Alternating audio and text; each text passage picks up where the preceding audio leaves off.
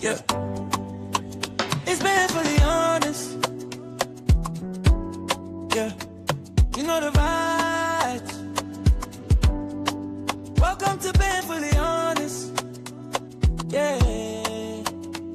You know the vibes.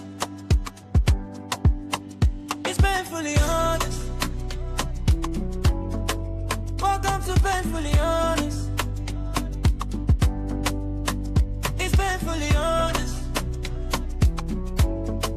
Welcome to Painfully Honest. Welcome to the Paynefully Honest podcast. I'm your host, Calvin Payne, and today we are stepping into a conversation that's loud, layered, screenshot heavy, and deeply human.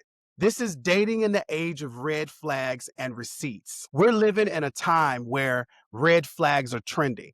Receipts are archived, accountability is demanded, healing is aesthetic, and vulnerability sometimes optional. Modern dating isn't quiet anymore. It's public, it's performative, it's dissected in group chats before the date even ends. So today we're asking, are we protecting ourselves or are we preventing connection? I'm honored to be joined by Dr. Starr Mitchell, higher education professional, social work and religion instructor, mother, daughter, fellow Talladega alum, chef, and singer. Dr. Mitchell brings academic insight and lived wisdom to the conversation. She understands emotional development, faith, family systems, and the internal work required to show up whole. Her perspective brings theory and truth, the research and reality. Today, we're diving into red flags versus projection, accountability versus perfection, boundaries versus walls, healing versus hyper independence, and whether receipts are protecting us or quietly blocking intimacy. This isn't about shaming modern dating.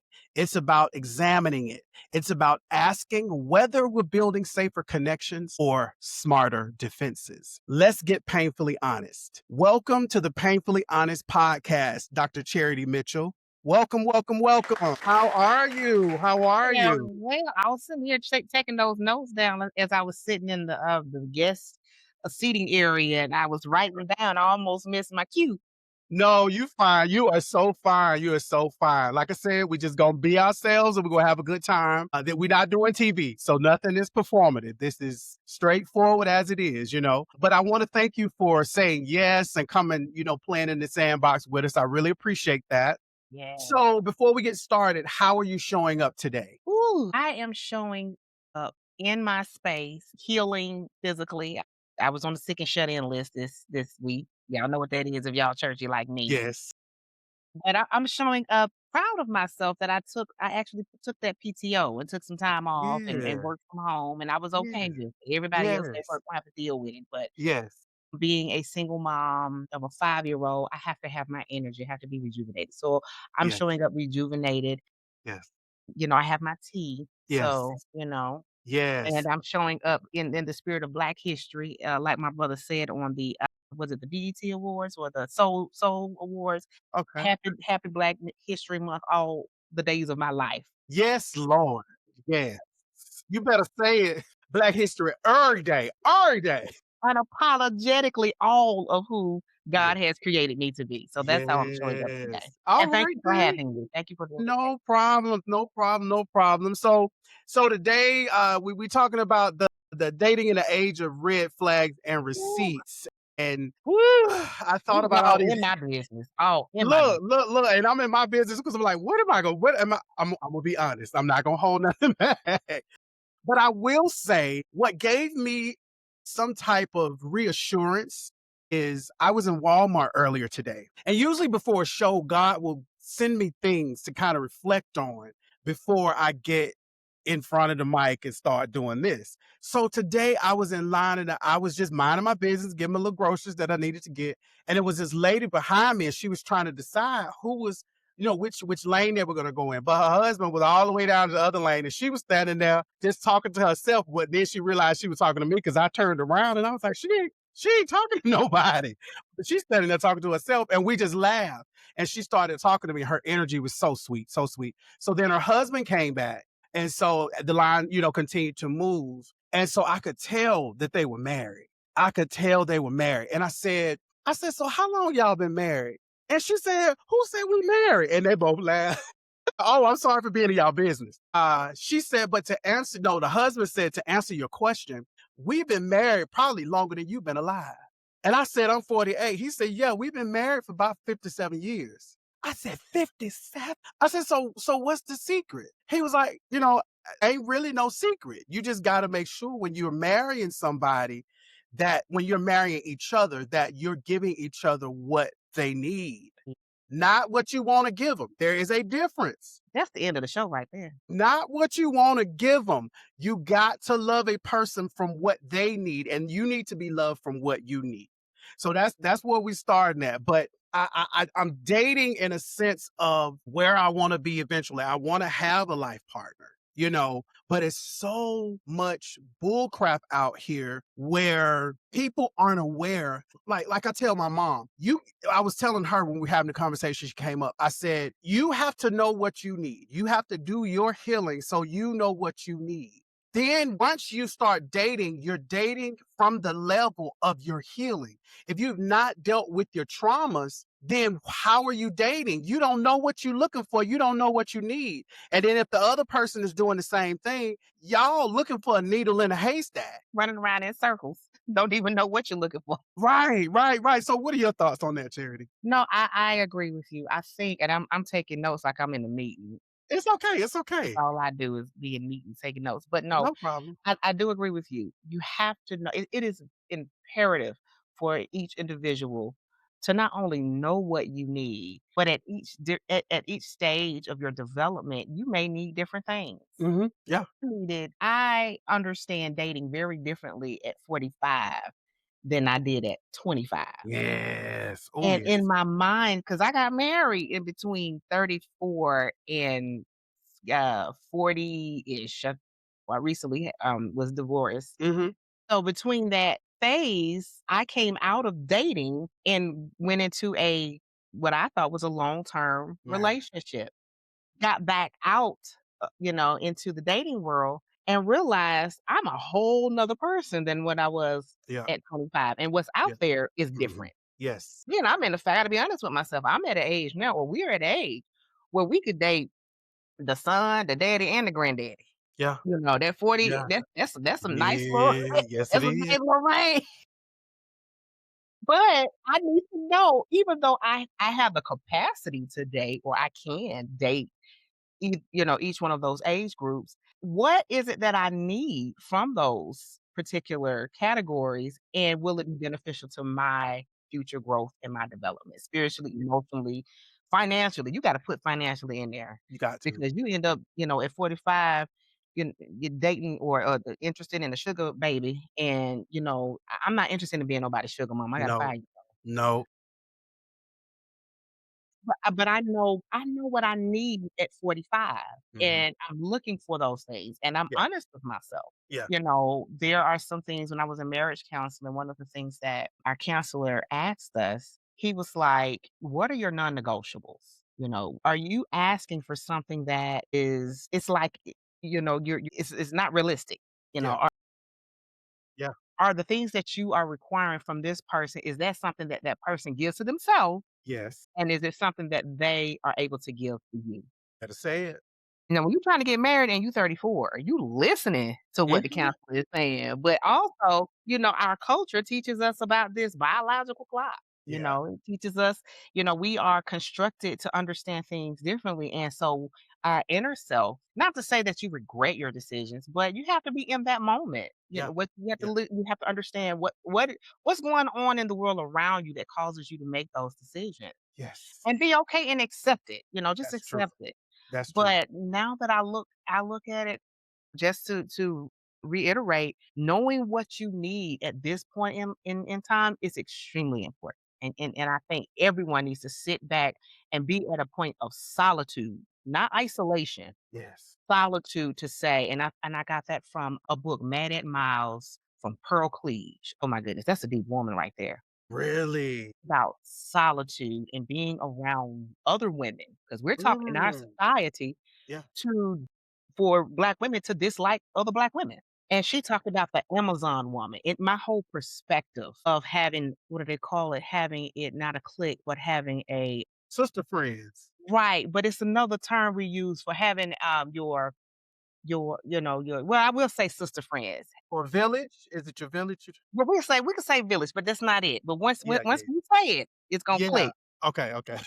Having a tribe, having a village is extremely important, but having that strong village of women who can Yes, pour into you is yes, extremely important because that yes, is what saved me yeah, emotionally during my separation and my divorce and helped me to get back on my feet to be able to get back out there to face yeah. the reality. Yeah, yeah, yeah, yeah. Yeah, I definitely agree with you on that, Charity. And a lot of like you said so much, and I'm gonna try and dial back what you said. One of them was that you have to be okay in your solitude. When I got out of my divorce, I had moved into my apartment over here, and my apartment was just a dwelling. I had all these boxes in the living room, and I was afraid to be alone. I was married for 7 years. No, no, no, no, no. We were together four, married four, together seven. And that place was just a dwelling. I stayed in my bed most of the time. I didn't really want to get in. I would order food or cook or whatever. I didn't want to visit. I didn't want people to, I was, because part of me was embarrassed. I had gone and married somebody and professed my love to this man in front of the world and the courts. And it didn't Change work out. It didn't work out. But what I know now is when God wants us to have the best. And not to say anything bad for him, to him about him, but God wants us to have the best. So when things ain't working out, he kind of fixes it so you don't understand what's going on in the midst. You like, Lord, what is you doing? Let me peek behind the curtain. So I need, what is it? I need to take a knee. We need to have a sidebar because I need to know what you're doing, Lord. You moving, didn't. And I'm trying to tell him this, but I'm like, I don't know what it is. And so that time, last December was 5 years I've been divorced. And now my alone time has been amazing. I've realized who Calvin Payne is. I'm very particular about my boundaries and my space. I don't stay too long when the energy change.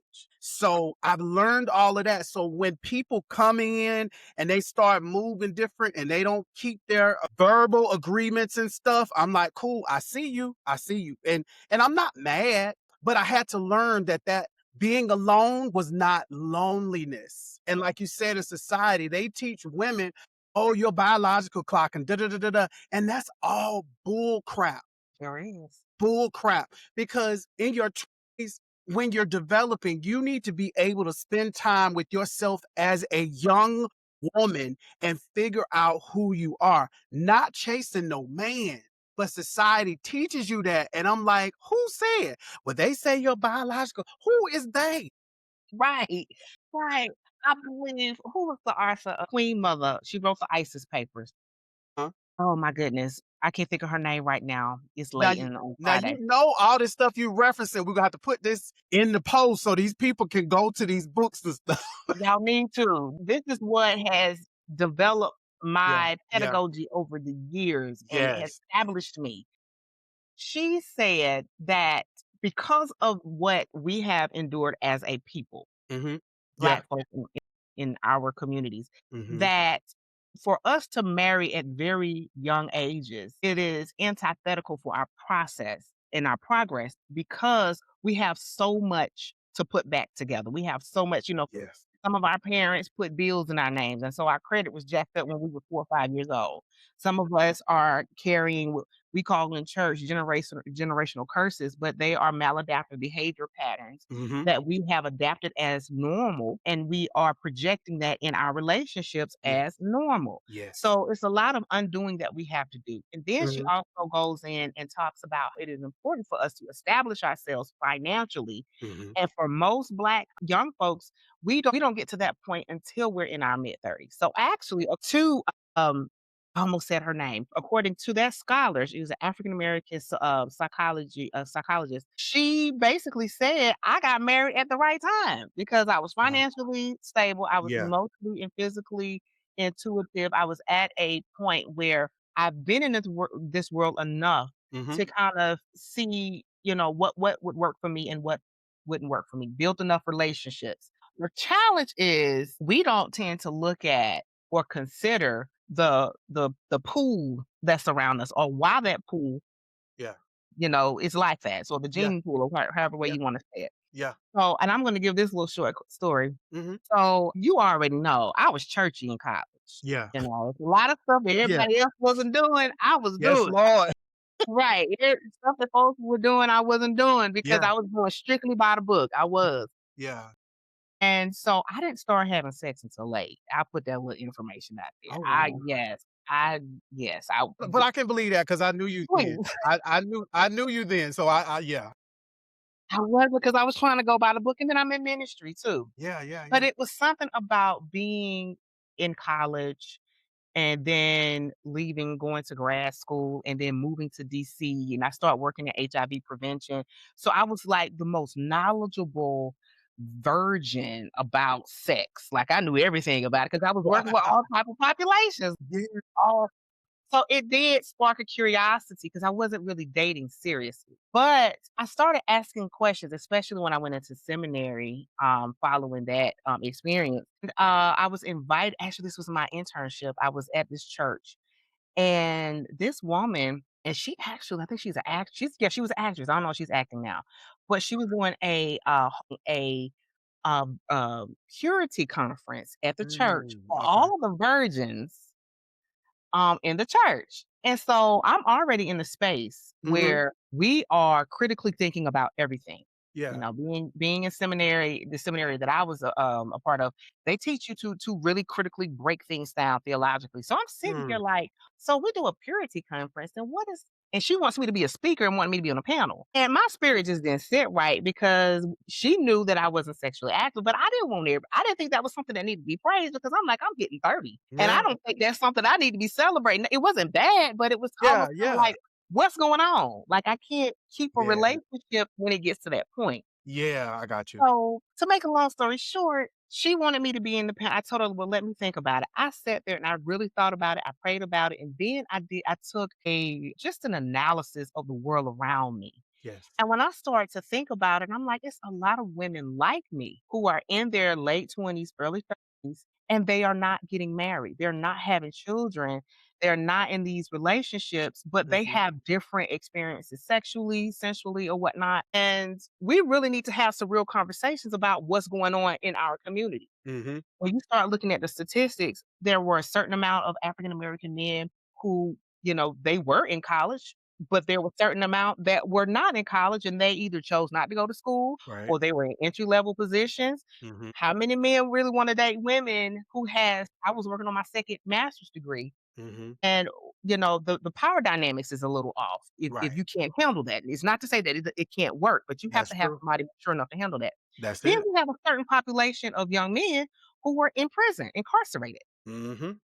And so when you start looking at who was actually in the church space, that's a space where they really wanted us to date. Yeah. You're not really trying to date there because, I mean, to be honest with you, they just were not, some of them were not aesthetically pleasing. Yeah. Some of them were lacking, They um, sensuality. I needed somebody, not to say they had to have a little thug in them, but I needed somebody that was a little acculturated. Some guys in church, Yeah. Yeah, they I were just, got you.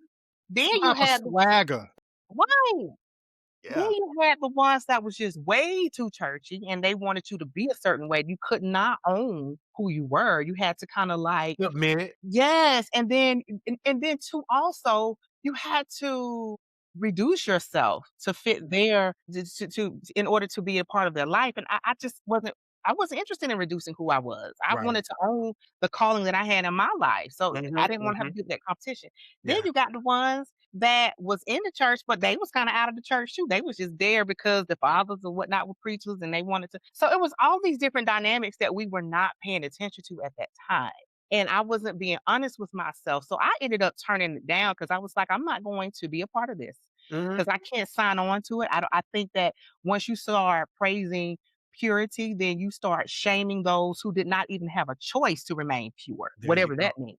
Yeah, I got You you. know, we got to start addressing the culture. So Yeah, the church culture needs to be addressed because a lot of this, as I pointed the term, is not just say it. toxic theology, it's infectious theology. And I need to Ooh. go ahead and yeah, I'm writing something on that. I'm doing a project. So y'all steal my stuff. Y'all know I'm coming for you. Look, Charity, you and I was gonna tell you, I want you to come back so we can talk about some other things, but we Okay, all right. definitely need to come back and talk about that church and yes, you said toxic theology.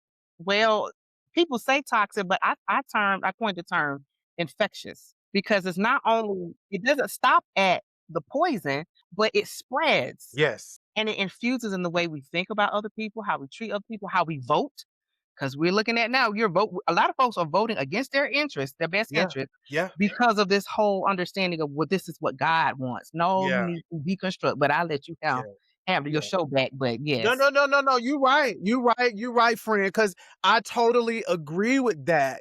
Again, going back to what you said earlier, just all these things that have been put into the world for us to abide by versus walking on our journey authentically and present without any influences so that we can really see what this life is about. I got a friend, I pray I don't say her name, but she's not in an arranged marriage, but the guy that was growing up with her kind of ended up being forced to get married. They're not married now, but she was young and they had no, she didn't no, she had the baby afterwards.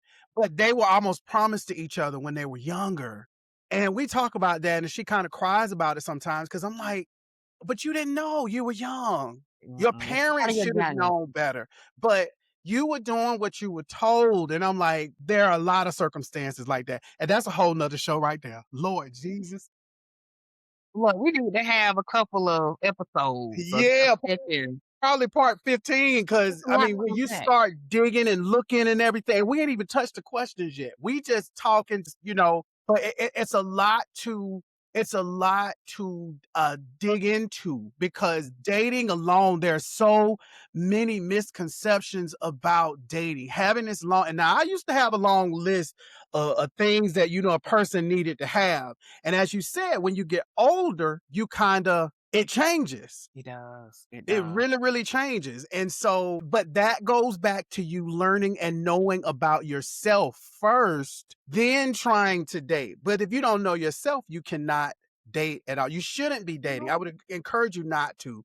Go on a hiatus and learn yourself. Learn what you want because when you get into this marriage and you don't know yourself, now you having all these inklings and feelings and you don't know what it is. It's like, but you should have explored before you got into your marriage so you would know who you. And understand the conditions in which you Mhm. were born in. Yeah. And to be biblical, we all pretty much have heard, "I was born in sin and shapen in iniquity." And it's Mhm. not necessarily sin, but we were born in a world that we didn't have any control over the Nope. conditions No. that were around us. Frances Cress Welsing, that's her name. So Okay. Dr. Frances Cress Welsing, Mhm. she studies Black culture. She studies the Mm. transatlantic. She studied the slave institution. She studied the Black folk during Jim Crow South and she studied all those elements. So that's why she was able to give a recommendation like it's so much for us to unpack. It's Yeah. healthier for us as a people Yes. to get married in our early to mid 30s than it is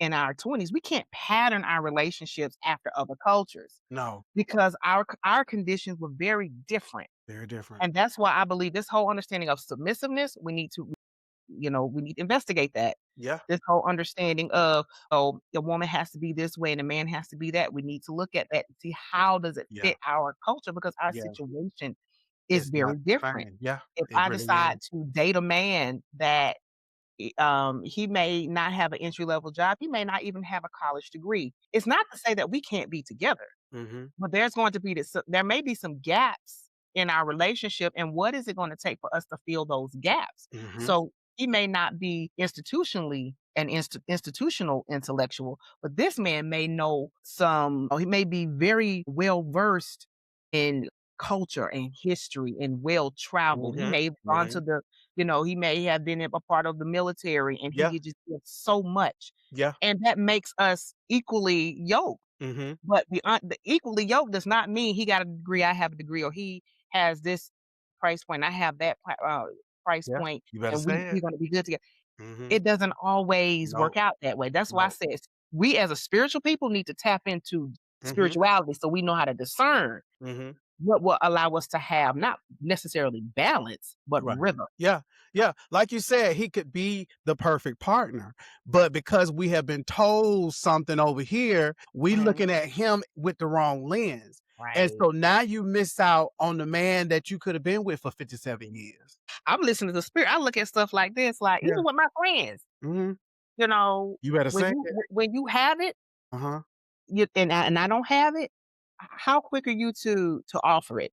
Yes. Or when you get it and you owe it to me, how quick are you to pay it back? Because Yeah. just because I have it then don't mean I have it now. And Right. now you spend your money on other stuff and you ain't Yeah. paying me back, mama. So Right. that lets me know Yeah. that I'm more of a friend to you than you are to Yeah. me. And now I got to cut you off. See, That's where I am. that's a whole nother show, Charity. All right. No, you don't apologize. You're fine. Because I have recently started purging friends for that very reason. Because when we think of relationship, we only think of love and romance. That's the relationship with your family. That's the relationship with your friends, your good girlfriends, your good, and then that's the relationship romantically. Like once because that's what therapy did for me. All like I was looking at this example somebody was posted, and it was a man and a woman. The man was a therapist, and over the pay over the client's head was this yarn full of like a big ball of yarn of different colors. And so as they were sitting there, the yarn was being filtered into each different color, like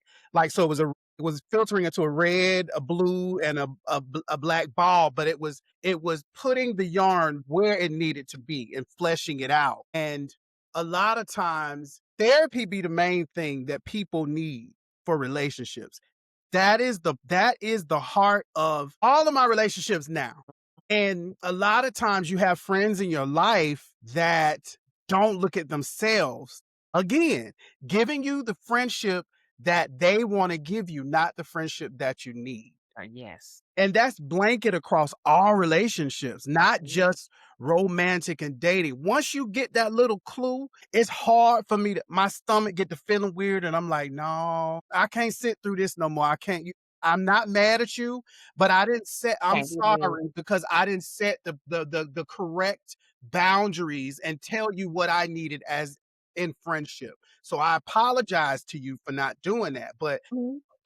we can't be friends no more. It's like for me, it's like food poisoning. Once I get food poisoning at a restaurant, to me, whatever that restaurant is, that restaurant set the standard for all of the restaurants. And I just don't go back. I got sick at this pizza restaurant one time, and I didn't go back until maybe years later because I was so sick. I didn't want to be sick again. So that's how I feel. I feel the same way about relationships, setting boundaries. And now I'll say the 25-year-old me I would want it to fit the mold more so. I'll say 34 since that's when I Mhm. got married.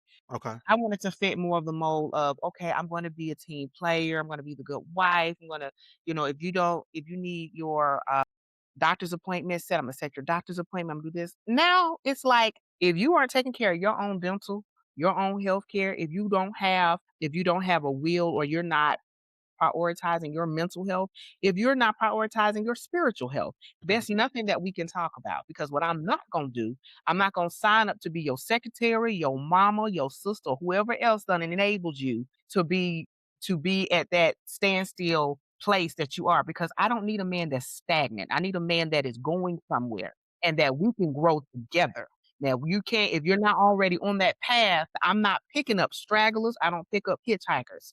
You know what? I don't mind being at the store and we shopping on the same aisle, getting the same bottle of wine. That means we're in the same. You got your own, and Yeah, I got mine. yeah, But yeah. what I'm not going to do, I'm not going to sign up for something that I've already experienced. Yes. And I'm okay with that. And some Yes. women, they say, "Well, sometimes you got to help a man get to where he is." Mm-mm. I've already done that. I've Yeah. built a bear, and Mm-mm. that bear turned around and snatch you up and everything else around you. There you I don't go. wanna build no bear, Yeah. man Yeah. no more. I totally agree with you on that because you hit on a lot, and I think you when people watch this, you starting something with this. You start because that Sure. is the truth, Charity. Like you said, I've heard older women back in the day, whether it be on social media or wherever, you got to be the good wife for the woman, and you got to keep the household, and it's like no. So what does he do? Right. I can't. I don't have the emotional. My main issue, and I was wondering because talked about this the other day with somebody. The male-centered woman. Have you ever heard of that? Is that a book? No, So when I say the male-centered woman, you so crazy. I It might believe be. that. It Okay. might be. But the concept is this woman, the man is the center of her. He's the beginning and the end of her. Everything is fall by the wayside. Everything else is left to the wayside. She is male centered. Everything, you got to make sure that man got this. Make sure man got it. You got to do this, got to do that. And it's like, to me, it's like, watching that, somebody was mentioning that concept on, I think it was either TikTok or something. And I was like, oh, are you kidding me? Because I believe in a woman, being there for her man, you know, but I feel like if you cook breakfast, he need to cook breakfast.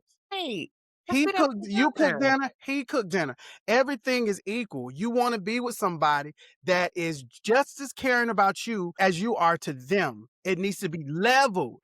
But if I'm sick and you somewhere partying and you out with your friends, we're not equally yoked. This is done. But you know what? That crosses over to different relationship types because Mhm, I've seen that in same gendered relationships where you have the docile mhm. partner, and then you Yeah, have the partner that is the more dominant partner, and yeah. you have this expectation for the docile Mhm, to go over and beyond. Why can't we just for whatever relationship, whatever couples that are out there, mhm. why can't we just have reciprocity?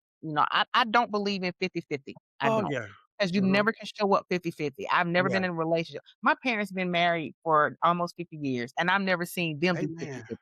Yeah. But what I've seen was they've shown up for each other in meaningful ways, Mhm. and they've given, um, to their capacity Yeah. in whatever space that they were in, whether it was sickness, Yeah. whether it was dad is working, mom had to get off her job because she had the kids. Dad's putting in 80, mama putting in, she may be putting in 20, dad may be having to put in 100, but Yeah. mama's putting in where she has to, where Mhm. she can because Mhm. of the circumstance. So Yeah. this whole idea of if you bring in 50, Imma bring in 50, we need to throw that out the door because again, like just Francis, Cress Wilson stated, "Black people, we need to start looking at our conditions and start making the necessary changes as it pertains to where we are and Yes. how we have sojourned in this space."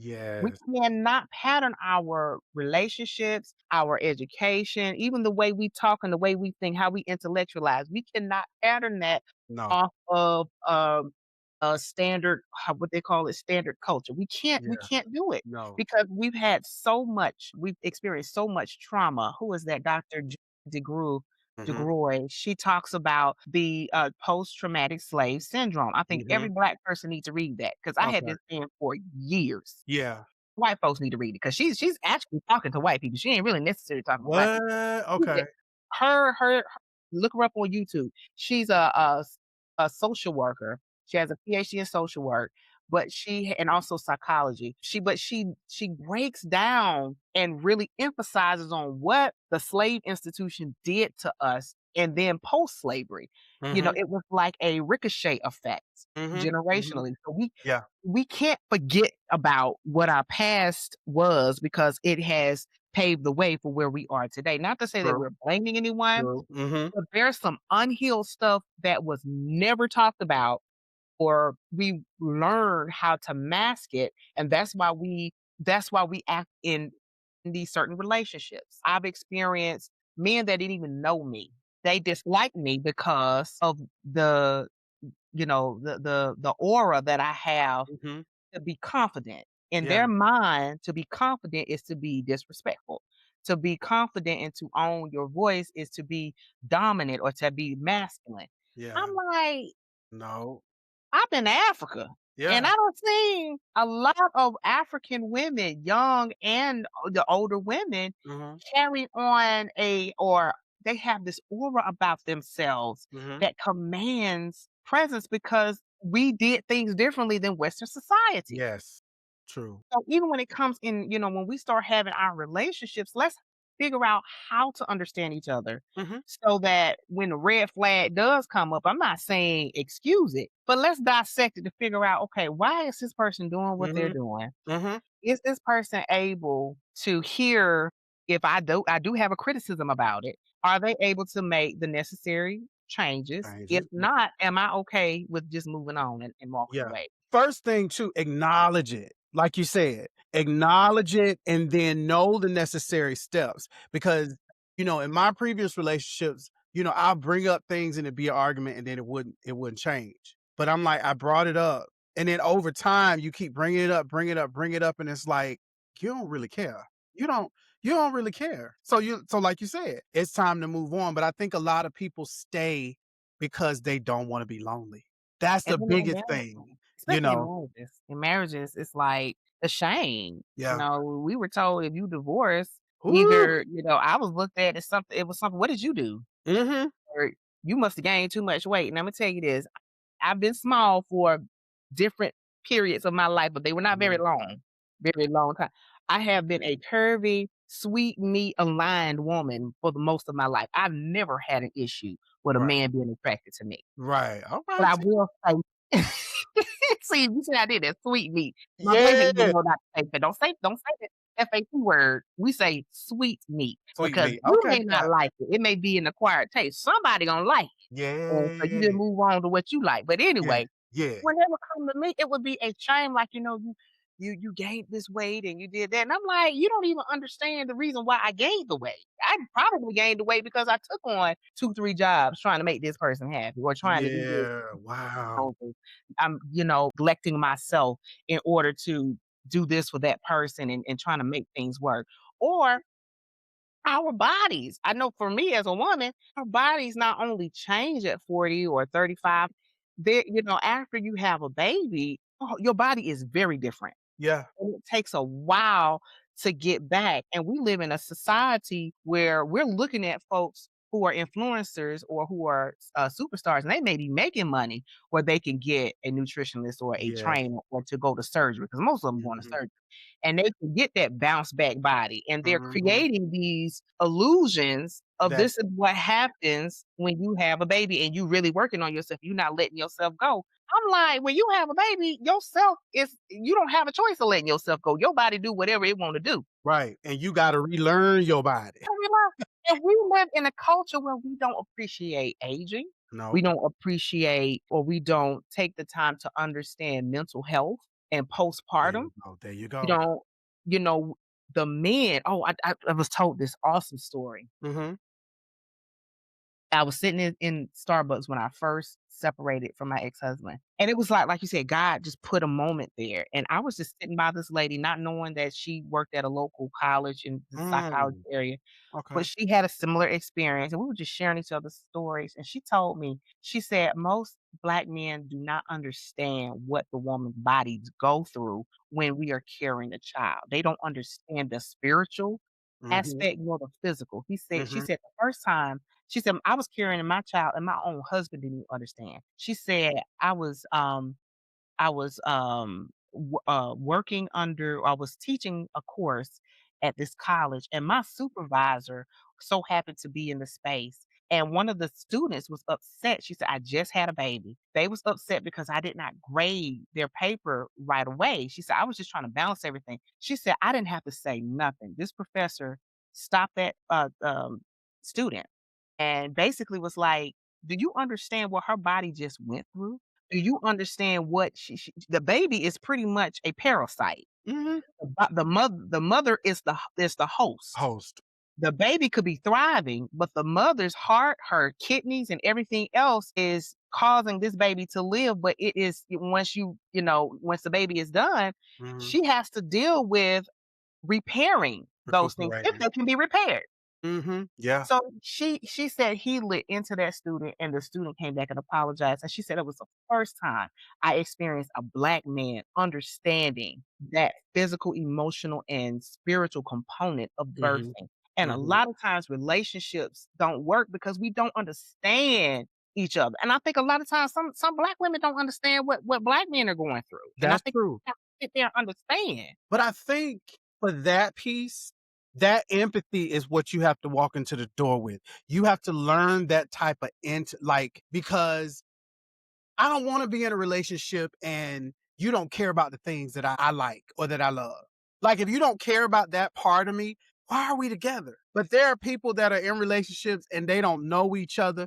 And that's the sad part. And I've seen and been witness to many of them. And I'm like, Lord, I don't want that. Lord, I don't want that. But I have found solace in my single season. And I'm not like, and there's people that I'll probably date here and there, but I'm not like, going on multiple dates and all that type of thing. There's the attraction is the initial thing. But then who are you a kind person? How do you talk to me? How do you problem solve? Are you communicative? If you running late, do you let me know that you're running late? Do you all of those things are factors for me. So what used to be a friend of mine, she used to always say to me, I walk around with scissors. And that's probably true. Cause like soon as I get a feeling in my gut, it's not a match. And some people will be mad, but I communicate that and I say that to you, it's not a match. And I don't care what you got. I never care about what somebody has. I'm glad you doing well and thriving, but I want to know what type of person you are. And some people lead with their accomplishments. I want to know what type of person you are. That's a red flag. Now I'm dating, now I'm on them sites, and if I see a man talking or a person talking about, "I've achieved this," and they're leading with their That's a accomplishments, red I'm like, "Oh, flag. they're overcompensating for Yeah, something, and I'm yeah, yeah. good. I don't And want that." yeah, yeah, and when I'm on the dating sites, Charity, when guys don't smile on their profile, can't do it. Mm-mm.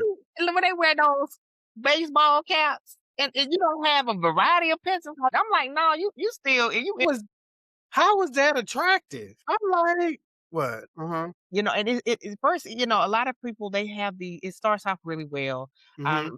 This person, I've done this, but Yeah. if you come here with drama, if you do this, if you do that, Mhm. if you have issues with this, and if and I'm like, wait a minute, huh? Like this person, no, I don't. That's not cute. Don't do that. I'm No. not interested. If that's letting me know that, first of all, you're showing that you have sarcasm. You lead with sarcasm.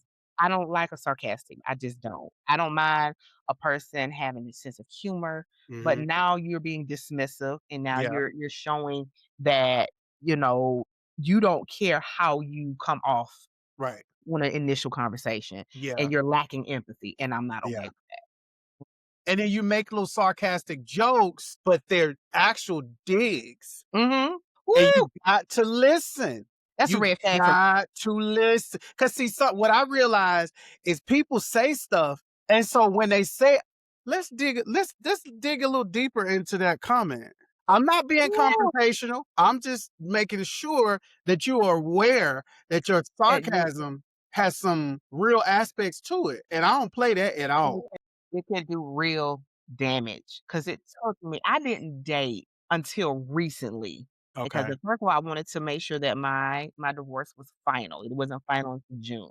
But was apprehensive with even meeting guys who were interested in me because of those digs, Yeah. because of sarcastic comments, and I later learned were, like you said, they were digs, and it Yeah. hurt my soul, and I Yeah. didn't realize it hurt my soul Hmm. until somebody mentioned, like, "Charity, why is it that you used to be confident in this area, but now it seems like you are apprehensive about."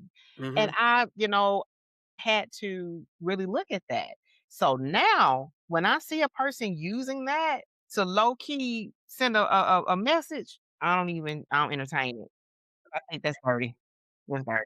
Because that's the thing I said earlier. When you know who you are and what your limits are, people gonna come and still try to poke holes in it. But once you know who you are, some of these people, and I said this, people might say something when I say this. If I had have been the person I am now, I would not have gotten married. Right. Learning all the learning that I got over that time, not to be a dig to him, but if I had have been the person that I am now, I would not have married him. I would not have. I promise you, because I'm like I didn't know who I didn't know who I was at all. I was just going along with the flow, and it's like if people are doing that, and it's like you only get one life.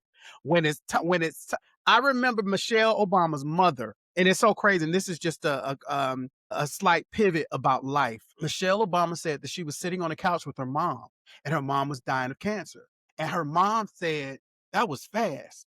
And then Michelle was like, what do you mean, mom? What do you mean? She said, life. She said, that was fast. And I could only imagine a person living and about to die, and your perspective on life is different. So I'm like, wow, we don't have a long time here. We can make heaven on earth, with through God, but some people think, oh, I'll do it tomorrow. I'll do it tomorrow. And I'm like, oh, you don't that the audacity to think that you have tomorrow. All Right. you have is right now. All you have is right now. And I'm just like, but that kind of reshaped. There's some other things I will probably talk off camera on that, but just life alone. Why am I, if I'm on this earth living this short life, and I'm going to waste time with somebody who don't see me, who don't value me? I'm just there for them. Damn. Cause I get that too, Charity. I'll date guys, and I'm a good listener, I'm a nurturer, I cook, all this type of stuff. So I get guys that want me for them. Mhm. And I'm like, that's that bull, that's that bull. That's what But it I is. need a relationship where you're giving me the relationship I need, and I'm giving you the relationship you need, not the relationship that I want to give you. And we're willing Willing. to make those necessary adjustments. Yes. You know, Yeah. I realized, and I, when you said that, I thought about Chrisette Michelle, the Mm-hmm. great prophetess of our time, that she had some issues, Mm-hmm. in the first election. But anyway, we've forgiven Chrisette Michelle. But she Huh? said something about porcelain doll. She had a song about porcelain doll. She was Really? like, "I'm not your porcelain doll. You can't just sit me on a shelf." Yeah, yeah, yeah, yeah. I got you. No, and just think that I'm gonna be okay with that. And Mm-hmm. a lot of us, we don't realize that we're not the partners in life. We're the porcelain dolls. We're the accessory. Mm-hmm. And I realized when I realized that I wasn't able to grow with who I thought was my life partner, that's when I knew I needed to step away. When that person was not willing to grow with me, Yeah. because a lot of folks, let me tell you about somebody's counseling too. They'll go to counseling just because it's emotion. Like folks go to church because it's emotion. It's things that they do Okay. that are traditional. They'll go to counseling and they'll check off all the boxes. But if you notice them not doing their work and they're not growing, they're not doing their work. And I notice I'm sitting up here I'm setting goals. I'm reporting in. I'm making the changes, and career wise, I was propelling, and I wasn't even working at the time, but I'm checking off boxes. I'm getting my licensure. Mhm, I'm still. setting up Mhm, my career. I'm setting up my business. mhm. And I'm noticing that my life partner is showing up and there's no boxes being checked off. And I'm noticing what he's saying in counseling is different And the action. for the actions and then what we are walking out in our everyday path. So I had to take mental note of that and make a decision because I can't make anybody change. I can No, only do no. what I need to do for me. Yeah. So I realized, there's no knock on my ex-life partner, Mhm. but I had to make a decision, if I'm going to continue this route and if I'm going to make these necessary changes and I'm going to be my best self, Mhm. I need to be with someone who's going to grow with me Yes. and not choose to live or to be, condense themselves and to be okay with mediocrity. Yeah, yeah, yeah. I'm 'Cause not saying that you we gotta be sharpening each gotta other. be sharp. Thank Gotta be you. sharpening each other. Because 'Cause I've always been a person striving for something. Always something, a career, music, whatever. I've always been that way. So when I ask a person, regardless of who it is, "What do you wanna do in life? What is it?" And you can't tell me, Mhm. that's At this scary to good white me. page. I'm like, "Woo," because it's like, so you just here on earth, just here. Or riding on me and what I'm doing. And I'm Whoo! not saying don't be proud of me, but a lot of this stuff ain't you proud of me. A lot of this is you riding You riding, yeah. and you getting some free perks along the way, Yeah, that is true. and you That is using up all very, my very car true. mileage. That And is I need very, you to very go true. get your own account so Yeah. we can share this mileage. Yeah, we go back and forth. Yeah, We go that's back it, and that's it. forth. It's partnership.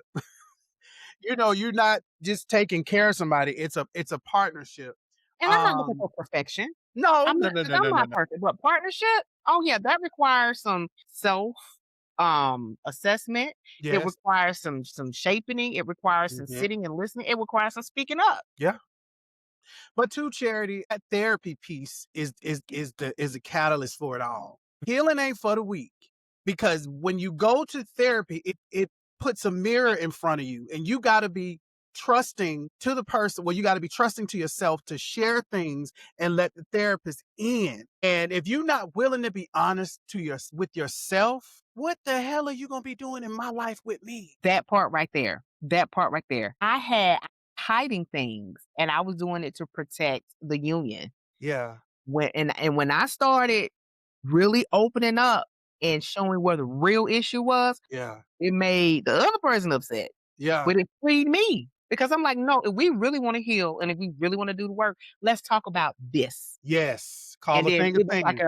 we were not on the same page with that. And the therapist like, are you? Oh, so why haven't you mentioned this before? And I'm like, because I knew it didn't. He didn't want to talk It about it. wasn't a safe He didn't space for want to you talk to about it.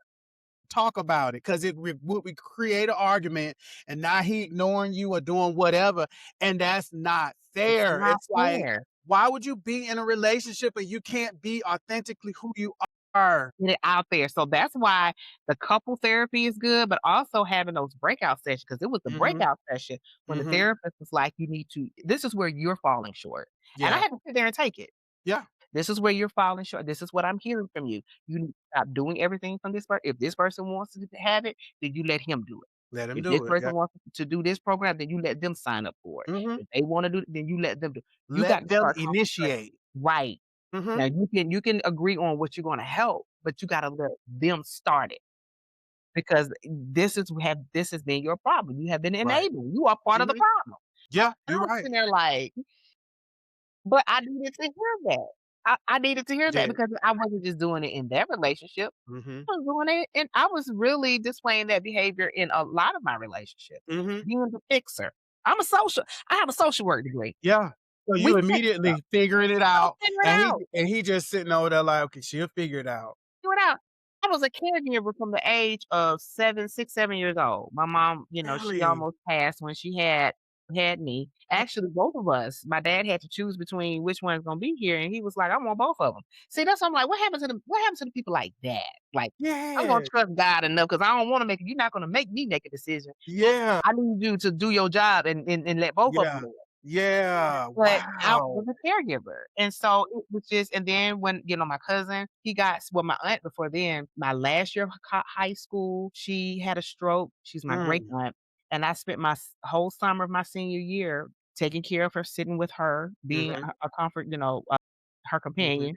Yeah. Then my cousin, when he was infected with HIV, and then it progressed to AIDS, being there Yeah. the very last breath, Mhm. just doing that. I was always 10 Caregiver. toes down, right, to be there. And even in the relationship, and we have to learn, and a lot of that is infectious theology as well, Mhm. being the suffering servant, Yeah. being the one that's, bleeding while we're ministering and bleeding while we are serving. And we got to take care of our own wounds. We got to take care of that. And it's not selfish. It's just you're being a good steward of the gift that God has imparted within us. Yeah. That's true. So, now I'm sitting over here, drinking my water and minding my good black business and taking Yeah. care of me and my child. Yeah. That's kinda how you have to do it. So how has dating changed from what you were taught or what you experienced early on? So early on, there was just expectation. You have a fairy tale understanding. You meet the Prince Charming. He has his roles, you have your roles, and you just, move forward and you fall deeply in love and have kids. That's different because everybody's not dating to marry. Everybody's not dating to be in a relationship. Even on the sites, they give you choices. Do you wanna just be friends, be a hookup? You wanna be casual? Or you wanna be FWB. exclusive? I had to look up what FWB was. Yes, friends with benefits. Now, I know What? those first from working with college students. They gonna keep you abreast of what's Yeah. going on in the culture. Then you got people that are a little bit more, they're fluid. Yeah. Sexuality is fluid, and those are conversations that we can't be taboo about. Mhm. Or some things you may be willing to be involved with, some things you may not. But dating is very different because, like we said, we're at that age where we can date the daddy, the mama, the son, the daughter, What? or the grandfather or the grandmama. So, and see, this is not a conversation that I had with my mama or No. my grandmother, but Right. they dealt with the same similar things. Really? Yeah, so it's those, with our grandparents, that was just kinda like, you do it and you don't say nothing about it. My No. mom and I, we laugh at this, thing my grandmother was saying. My mom was like, I didn't know what she was talking about. She said, "Sometimes you just have to do stuff that you need to do, wipe your mouth and move on."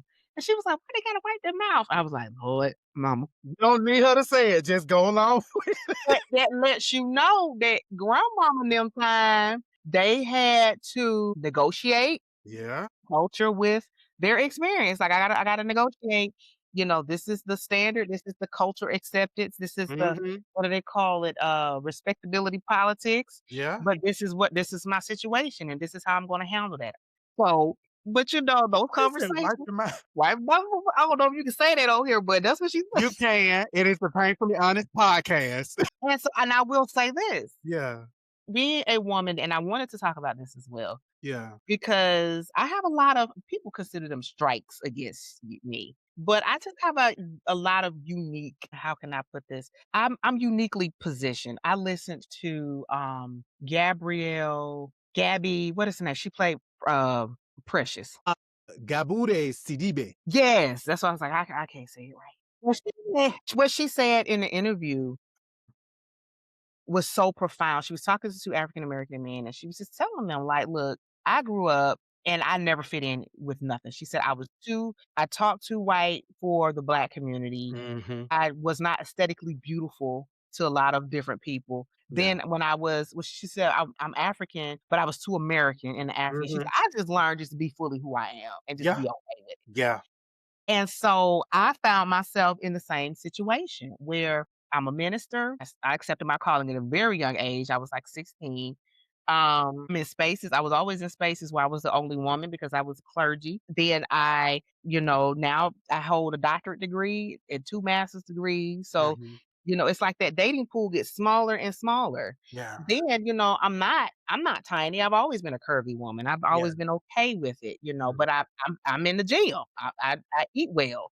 It's just my body don't do what it did back when I was 25, but Yeah. I'm okay with that because I know, as Right. long as I know I'm healthy. But a lot Mhm. of men kinda count you out Mhm. because, you don't look a certain way. So, and then there are other things, and I'm just like, "You know what? How in the world am I gonna find anybody?" And I have all of these strikes against me, and something, God really spoke in my heart. It was like, "No, you don't have any strikes against I was you. just about to I'm say that. just eliminating all the fluff, so when the real one Yeah. comes, you know exactly who I sent." So I'm just sitting here, like I said, I'm planting my garden, taking That's care of it. my That's child. it. That's I'm it. hydrating my skin. I got my little Yeah. spa room. Yeah. I'm Yeah. working on.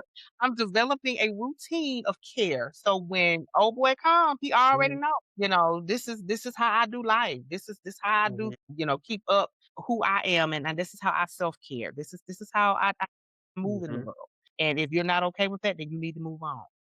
I told somebody, I said, the next man I date, he gonna have to jump in my lap and say, I ain't going nowhere. You my woman. You the one I right. You my You the man. one I want. Yeah. Because the thing is too, Charity, you said a mouthful right there. That part where you're trying to fit in somebody's box that you say the strikes, how can I say this? When you are authentically yourself and you're chasing and finding yourself, you glow differently. So the man that is looking for you is the only one that's gonna be able to see that glow. Hey, Now yeah. you out here trying to be dating and you're having hot girl summer and all that. you gonna get all that fluff, all these, daddy, dudes that daddy wasn't in their life, whatever trauma they had that they're not taking responsibility for. Now it's in your lap because you don't see yourself. But when you're chasing yourself and you're alone but not lonely, and you in your garden minding your business, your glow is totally different. So That's that right. man is gonna see you. He's going to see you, and you're going to see him. But all the ones that's chasing all this other stuff, Yeah. they'll be doing that for the rest of their life. And I had to be honest with myself. Mm-hmm. And I actually joined a couple of apps just so I can get out there because I'm that type of person. Somebody was one of the influencers was like, these good women are out there, but you got to catch them because they leave, they go to work, they go to the gym, they go to the grocery store, and they go home. And And I was vacation. like, that is I. And vacation, man, that's a vacation. But that is I. And I was like, "You know what? Let me work." I'm not trying to do God's business, but I will do my due diligence Mm-hmm. just to stay active, to keep my conversation hygiene, keep that going, Mm-hmm. make sure that I'm able to connect Mm-hmm. and just have conversations. If something, and I don't know, that may be how you find your person, Mm-hmm. but I'm not going to be afraid to engage in modern day social activity just because of previous relationships, just because of fear, whatever that perceived fear is I'm not going to do. I'm going to try it. If it Yeah. works and it's okay, then I'll stay here for a while. But if it get out of control, I know what to do. I know how to cut off the Delete not the app. disturb, Yeah. delete, right. Of course. Because I've done that a couple times too. And that leads me to my next question. Has technology made dating easier or more complicated? Both. Really? Okay. Easier. I didn't realize it was so many men out there. But then it made it complicated because it's like, do I really need to have access to all these? Yeah. I had to create a way or method to eliminate. Like, especially like we were talking about before. If I see AI pictures of you and you're not showing me who you are, Red you flag. sound like I just swipe left or whatever it is that Yeah. you do to move it on. I don't like the whole I don't mind you having on a baseball hat, but every one of your pictures, you don't need to be looking like you going to the Braves game or Yeah. I want to I see need your to see head. I wanna see your head, but I need to know what I'm working with. You know what I'm saying? Yes. I don't mind a man. Look, I tell people this all the time. Women gain hair in the unusual places and men lose hair. That's a part of Mhm, life. mhm. So you not having a hairline like you did when you was 20, I don't have an issue with that. But let me be the judge of what I'm willing to take and what I'm willing not to take. Don't make that decision for me. Don't go springing it on. 'Cause nowadays they got these toupees. Now, that's a whole other Look, I'm standing in line looking at the back of this dude's head, and I'm like, I don't "Now you I know. don't want a toupee. I don't Now want a you toupee. And just like some men know." don't like it, this right here, this is me. And I've chosen to, I don't like to say be natural, but to embrace my authentic self and my natural Mhm. hair. I chose to do that all over 20 years ago, and I do not regret that decision. So for me, I want to see a man's natural. And if you having your hair shaved off or you have a receding hairline, if that's what you coming to the table with, be your authentic self. Now you do some things to like you want me to do, fix myself up, Mhm. shape it up a little bit. You Yeah. ain't got to have the mullet and the, cul-de-sac in the front. You can do some things to that. You know what I'm saying? Trim it down a little bit, 'cause a Lord, lot of women what's the cul-de-sac, on the in a man head chair to tell me now? need to be dreadlocks and a cul-de-sac. You got the forest and You then you talking got about paved. grown. Yes, I've seen that, and I'm like, "No." So so so for me, when I see a dude like that, you can't make decisions because you want your hair, but you losing it up here. You indecisive. I already see how you make decisions. There's a deeper reason. There's a deeper Yes, yeah, I already see it. And when I see that, no. 'Cause you either gonna cut it off or but it's already gone, so you ain't gonna be able to get it back up. Go on and cut it off, cause ain't nothing like a smooth chocolate black kind man. of thing.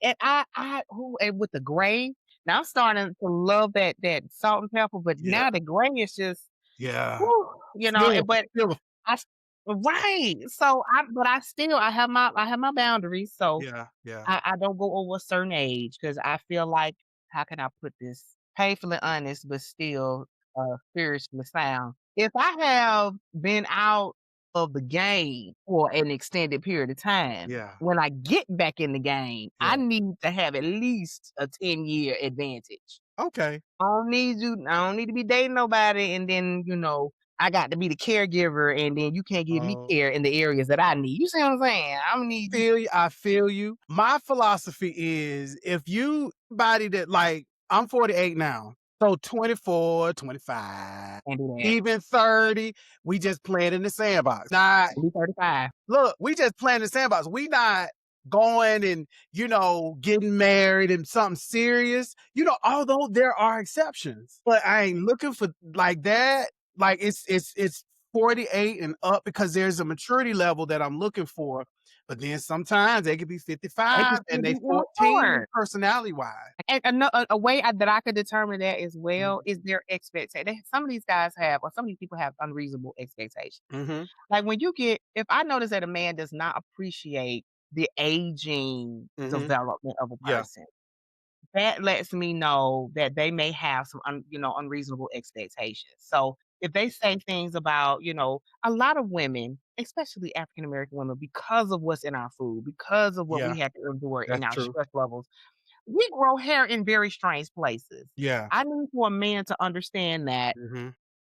have empathy in that area, but also know that and appreciate I guess, place it in terms of there is just has to be more emphasis, or there has to be priority to have self-care or heightened self-care in certain areas. Yeah. So for me, it's like, don't talk down to me, but just look at it in a way of, okay, well, now you're just gonna have, we have to up the self-care and do waxes, or we're gonna have to up the self-care and have skin treatment, or have other amenities to help to cater to certain things that we're challenged with in our bodies, but don't Mhm. talk me down because of Yeah. it. Because a lot of the Yeah. stuff we couldn't help. No. We couldn't help, you know? But that goes back to the type of man that you're dating. You have to understand him and how he talks. See, I want a caring and understanding kind man. Cause even when he mad at me and frustrated as hell, Care for me. yeah, I My can car gonna be still washed. tell he's not gonna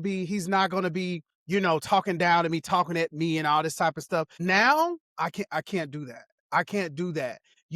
Being young, when I was little growing up, I've always been teased for being gay or whatever, being feminine, whatever. So I've always had that fight in me. So that's what I led with relationships. So now that I'm through with all that, Back to oh, I'm that. paying attention to how you talk to me. Like even text messages, like when you meet somebody, they don't want to meet, they want to rely on the technology. They want to text and all this type of stuff. And I'm like, we need to FaceTime. I need to talk to you. Like, do you want to like when we need to meet out in public if it's Right. going that way. But if you don't initiate or nobody Yeah. initiates to me, this ain't going nowhere. I'm good. And I'm just a placeholder. I'm not Yeah. built to be a placeholder. I don't have No. time for you wasting No. my time. Mhm. And like you said, this thing is fast. Time goes extremely fast. And I'm managing my time now. I have a mantra. Each phase of my life I carry for, I'll say, starting in my 30s, I coined a mantra for my life. I think my 30s was, I do not have the emotional space for foolishness. When I hit 40 and I started to realize, okay, I'm gonna have to get up out this relationship, my mantra was, I will not allow anyone to cause me to cross the threshold of my peace. That makes me responsible for Yeah, who I allow to disturb my peace. that's it. You're not gonna cross that. Because we are responsible too. You're responsible. Right. I'm Mhm, not gonna give you that space. mhm, It's not that everything is a red flag. It's mhm. I have a responsibility to myself, Yeah, because yeah. this may jeopardize my health. Mhm. This may jeopardize my spiritual standing with my creator, because now I'm letting you in and you a predator. And I'm giving you access to the Full very access. thing, to my heart, Yeah, to my yeah. essence of who I am. I can't allow you to do that. So I think for us at this good ripe age, dating is necessary. But before we can date, we first of all we got to know what we need, what we want, how we want it. I think we have to be honest with ourselves Mm, about what's out there yeah. and educate ourselves so that when folks come along, we can identify and Mhm, discern, mhm. okay, this is some Yeah, foolery right here. yeah, Or this person just need a little bit, they need some nurture. We're gonna give them a chance, but they ain't got too many more. yeah, So yeah, we just have to be cognizant of the space and the world around us, and still be willing to to try. I don't wanna be that type of person that looks back and say, "Well, I wasn't that bad looking at 45. If I just had a done this, that, and the third, Mhm. I would at least had somebody that I could date real hard. Right. I Yeah. may not have gotten married, but I could at least date it real hard." Yeah. But Yeah. I allow fear to keep me from doing that. But I just think it's just important for us to know who we are and then to understand that the red flags are there to help us to be committed to the promises that we made to ourselves and our maker. So you said red flag. So what does a red flag mean to you? Is that many? Because I I got don't some too. understand. She said, I just don't think, and this is just my honest opinion, this is where yeah, I am in my life. yeah, If you are not financially independent and you do not have lucrative employment, yeah. you don't need to be out here trying to Right. date somebody and Right. seriously date somebody. I'm not Mhm. saying that you're not dateable, Yeah, that's true. but there are some things that you just have to have. You Right. have to have in line, especially if Mhm. you're gonna date somebody like me. You Right. got to have your own. You Yeah. got to have your own. And Mhm. that's just me. I You don't feel got you. I'm not saying that that's not somebody else, but for me, you got to have your own. And if you are constantly, you're in chronic financial mode, a chronic emotional health mode, a chronic health mode, Yes. those are red flags for me. You're not taking care of your health. You're not, and it's not to say that I love curvy men or how we call big, black, beautiful men, but there's a difference between a big, beautiful man and somebody who just slouchy and just not taking care of himself. Right. It is. You got to care about your hygiene. You Yeah. got to care about, your hair. You got to care about how you present yourself and your confidence. Yeah. A man lacking, that's another one. That's a big red flag for me. Talking to somebody recently, Uh-huh. and I could take myself out on dates. Yeah. Been doing it for a long even before I got married, because I Yeah. was single for a long You time. have to. I was taking myself out on dates. I'm Yeah. talking about expensive restaurants where Yes. I pay $200. Yeah. This is for, like, special occasions, and I'm okay with it. I'm She okay with deserved it. anybody. Right. This person that I was dating, and I told this person this, that I was gonna be taking myself on a date. I'm going, and I think the issue is that I didn't invite him, but I wasn't supposed to invite you. Matter of fact, you hadn't even set the initial date yet. So I told this person what I was gonna do just to let them know I'm not gonna be available during this time because I'm gonna be out. Mhm. This person FaceTimed me during the time that I said I was going to be on this solo date. You don't never FaceTime me. You He spot FaceTime check. me. He was spot checking. I'm thinking like she got to be with somebody else. She Yeah. got Yeah. and I was kind of flattered a little bit because I Mhm. was like, okay, so he think that I'm that fine that I can't be dating, taking myself out on a date. Yeah. But then it just gave insecure. It was Yeah. given insecure. It was given, I'm gonna choke you when you get home because I know you was with another dude. It was just given so it was red flagish. It was just like, And it was, cause it's like, not you don't trust me. I'm not giving you room to not trust me, but you gonna call me anyway. And I told you I'm on a date with myself. and I still didn't answer it. I Yeah. didn't answer it. Right. So my thing is to make that not a red flag for me, let me give you some pointers of what you should have did. Right. "Hey, you going on a solo date? Oh, okay. Sure would have liked to have gone, but, I know you need some time to yourself. Let me, you ain't even got to tell me. Send me at least some gas money. Yeah. Send me something to take take some of the financial burden off of it because you're letting me know this is what I would have done had I gone. And Yeah. maybe next time you get it, maybe I would have been like, well, you come on if you want to come with me? Yeah. I may have done that. Show me that I know you can do it, Mhm. but I don't want you to have to. Right. And even though I'm not there, I want you to have a great time. Mhm. Because let me tell you what that's gonna do for somebody like me who's been out the game for a minute. That's gonna make me go out and get some knee pads. I'm just being honest with you. If we Hashtag painfully knee honest, pads. Hashtag knee pads. you know what I'm No, no, saying? no, no. I'm a woman Look, first. I'm look, a knee woman pads, first. and you got to get a bill.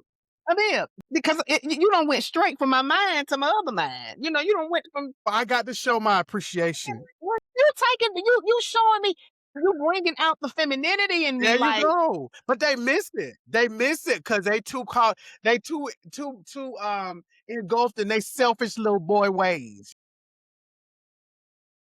if you weren't gonna pay for the whole meal, if I'm going to a fancy a restaurant, there's a parking deck. Pay for the parking. Something. Be creative. Something. Be creative.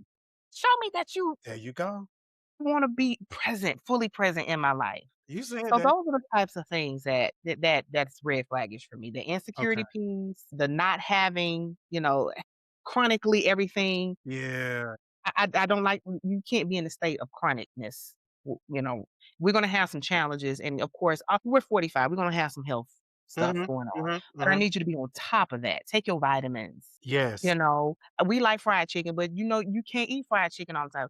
Be Right. okay with eating salmon and Right. taking care of your health. Right. Just Right. like y'all want us to drink our okra water and our pineapple juice because it does give very satisfying, outcomes, we want you to do the same thing. Because what Yeah. you think we got to deal with when we do That's get them it. knee pads? You right. You right. You got to earn that. You You know, don't you got just to get that. prove yourself. You got to earn that. Yeah, you're right. So I guess you've answered this, but can someone grow past a red flag or are red flags permanent? Okay, I'm understanding this question because I got triggered. I'm understanding this question differently. So when we say grow past a red flag, so grow past things that we consider a red flag, or if we see a red flag, we just ignore it and say, okay, to get No, better. no, no, no. We're not ignoring red flags. Okay, So when it okay. comes I was up, triggered. Okay.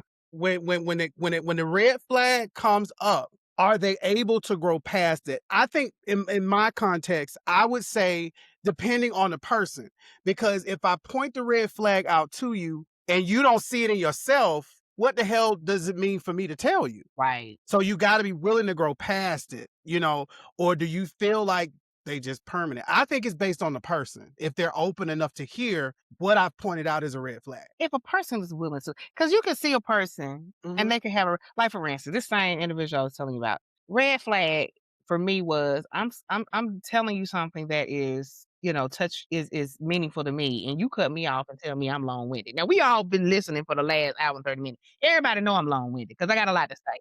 That's But a red. when you That's a red say flag. that, Yeah. you're letting me know that you're dismissive, that you are not prioritizing me because you basically just tuned out everything that I told you. Right. When I told this individual that I and he did it a couple of times, I just went on ahead and blocked him. I blocked him and did all these other things. Wow. Okay, he used everybody else's telephone To get back to to get back to have a couple, and I was like, "Well, you know what? Even though that's a problem for me, he did show effort because he done called me on like 5 different people. wow. But why not do the right thing the first time? It's a lot of folks, a lot of these guys don't know. I don't know if you saw that Clifton, what is his name? He played Pinky, Clifton Powell, Yeah, yeah, yeah, yeah. and him and this other guy, they worked with it was generational clash, it was sexuality clash, they just clashed. Wow. And he was saying the younger guy he was same gender loving, and he was just saying how Clifton Jones was saying how he did not know about therapy until and knowing how to love right until he got into his 60s. The Oh, younger guy was like, "I'm tired of y'all, these older men coming into love when they get 60 and y'all done drug women down, for all these years." yeah. And both of them had great points, but then there was this clash that happened, and they wanted to kinda, they got at each other. Mhm. To Clifton Powell's point, because I seen my father do it, even though he was a great provider, my father had some challenges because of the period he grew up in Mm. with communicating. Okay. And so he learned how to communicate better with me as his child as I got older, because there was this complex between, dad, the Superman, and dad, Clark Kent. And when I Mm. got older and I started seeing my dad as human, I learned how to love him, and he learned how to show up and be a father that I needed for Yeah. me. 'Cause Gotcha. in his mind, it's provider, provider, provider, not communicator, Yeah. not a person that know how to show up when I'm in college. He got mad at me when I went off to Talladega. He wanted me to go to Clark, and I didn't. So I got punished for that, financially got Really? punished. But anyway, those are things that he was taught, like you're supposed to control your girls and you're supposed to do this. But then now I see with my daughter, he's learning how to be more affectionate. Like he does stuff with Mm. my daughter that he never did with me. Really? Carter can get away with stuff, and he's learning because those are things he had to deconstruct. And sometimes, especially for that older generation, you Mhm. don't learn to do that until you get to that point of acknowledgement and you are met with a situation where you are willing to do the work. Yeah. Yeah. You definitely want to be open. Carter got to crying. I mean, she was crying profusely. And I'm like, what happened? Did Papa hit you? Like, did they spank you? Papa yelled at me. Cause, she was playing and he was trying to, pay a bill on the computer and she was getting in the way and he just, told her, stop. And she ran down the stairs and she was just crying. And it was nothing I could do. I was trying to console her because she got her feelings hurt. She crazy about her papa. Yeah. My daddy came down and my daddy ain't never apologized to me. He came down there, got her, put her on his knee, and said, "Baby, I'm sorry, Papa." And he explained, "This is why I did this." And I'm looking like, What was this man? I saw the growth. Yeah. Some people just it takes time. Fine. Yeah. Yeah. And when they do it, just appreciate it when it gets done. Now, I do think that now that we have these resources available, it's important for you to Hmm. do the work to go out there to Hmm. learn about these things Yeah. and start investing in them. Hmm. But for some people, it takes a minute to deconstruct. I think too, Charity, like you said, it takes a minute. But if I see like if I point out something and I see that he's like, you know what, thank you for bringing this to my attention, because we're not perfect. But if Mhm. I see that you are open, just like me, if you tell, you know what, I didn't like that or whatever, and there's a red flag someone pointed out in me, I want them to know that I am not like, oh, I didn't do that, or I'm not that. Like, I'm open. I'm not perfect and I'm growing too, Yeah. So I feel like if you're open and you're willing to work through it and you take the, you know, active steps to help make it better, then okay. I feel like that's better than, oh, I didn't do that. What you talking about? Oh, I ain't never been like that. You must see, like that type of stuff. That's Yeah. foolishness that I just cannot deal with at all. So what role does receipts and screenshots play in modern dating? So receipts are important, but I think being discreet with your receipts can get you further than letting people know I got receipts on you. I think because discretion is going to get you further along. I think the receipts are for me. Yeah. It's not necessarily that I need you to know that I've already did my research. I'm just Mm-hmm. looking to see if you're going to align up. Mm-hmm. You're going to align. Mm-hmm. But I think the challenge is because a screenshot is essentially you're letting the other person know you got caught. Yeah. And now that's where the drama comes in Yeah. at. So Yeah. it takes a mature person. I think women and men, especially if we are cultivating a lifestyle of care, Mm-hmm. have always had receipts. Yeah. Grown behind men. I know, uncles that had receipts on their girlfriends and they had receipts and never told the girlfriend. And I'm listening to these stories like, dog, you knew this about that person. Yeah, that's why I got rid of her. Well, you ain't never said anything because it was, I'm not trying to put her business out there, but I had to Mm-hmm. let her go. That's honorable to me. Like Okay. you did what you Okay. had to do for you because you need Yeah. to know this. Like Yeah. for instance, moving forward, and I'm just gonna let anybody out there in cyberspace, in that world, I'm gonna let you know that you're gonna have a file on you if you date me. I just want you All to know that right. you're gonna have a file because I'm gonna go online because I got a 5-year-old. I'm gonna go online to see what type of man I'm dealing with. Yeah. I need to know if you want somebody FBI list, Yep. if you gotta be in a distance away from a school because you done did some illegals. I need to know Yeah. because what You you're have to. telling me may be different from what's out there. And then sometimes what's out there, because of our challenges with the legal system, it may not give the whole story. So sometimes Mhm. I'll have that sitting there just to see if you're going to let me know, eventually what happened because you just don't want me to find out and it jeopardizes the relationship. Yeah. Receipts are necessary. I'm sorry. That's how I got, I sent my ex-husband back because I kept the receipt and I resend it back to sender. I returned him back to sender. Go ahead, going back over there and live your life. And I'm just hypothetically speaking. Like, Okay. Okay. no, no, no, Okay. it Oh, wasn't anything. dang. Yeah, no, no, no, no. But I'm just saying, having the ability to say, you know what, at the end of the day, this is for me. Mhm. And if this isn't something that I'm willing to put up with, at least I know and I was able to make a decision to give you back to the world so you could go and live your life Be and you and live your best life. Yeah. Yeah.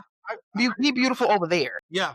Yeah. Yeah. Yeah. I get you on that. I think for me, if I got to do receipts and all that type of stuff, It's not a match. It's not a match because I feel like I'm finding stuff and I'm collecting stuff, and it's that there's one receipt, then it's two. Once you get up to five, I'm like, When you I'm say not gonna. receipt, let me understand where you're coming from because for me, receipt is I'm doing research. And if I need to use this in a certain way, I can.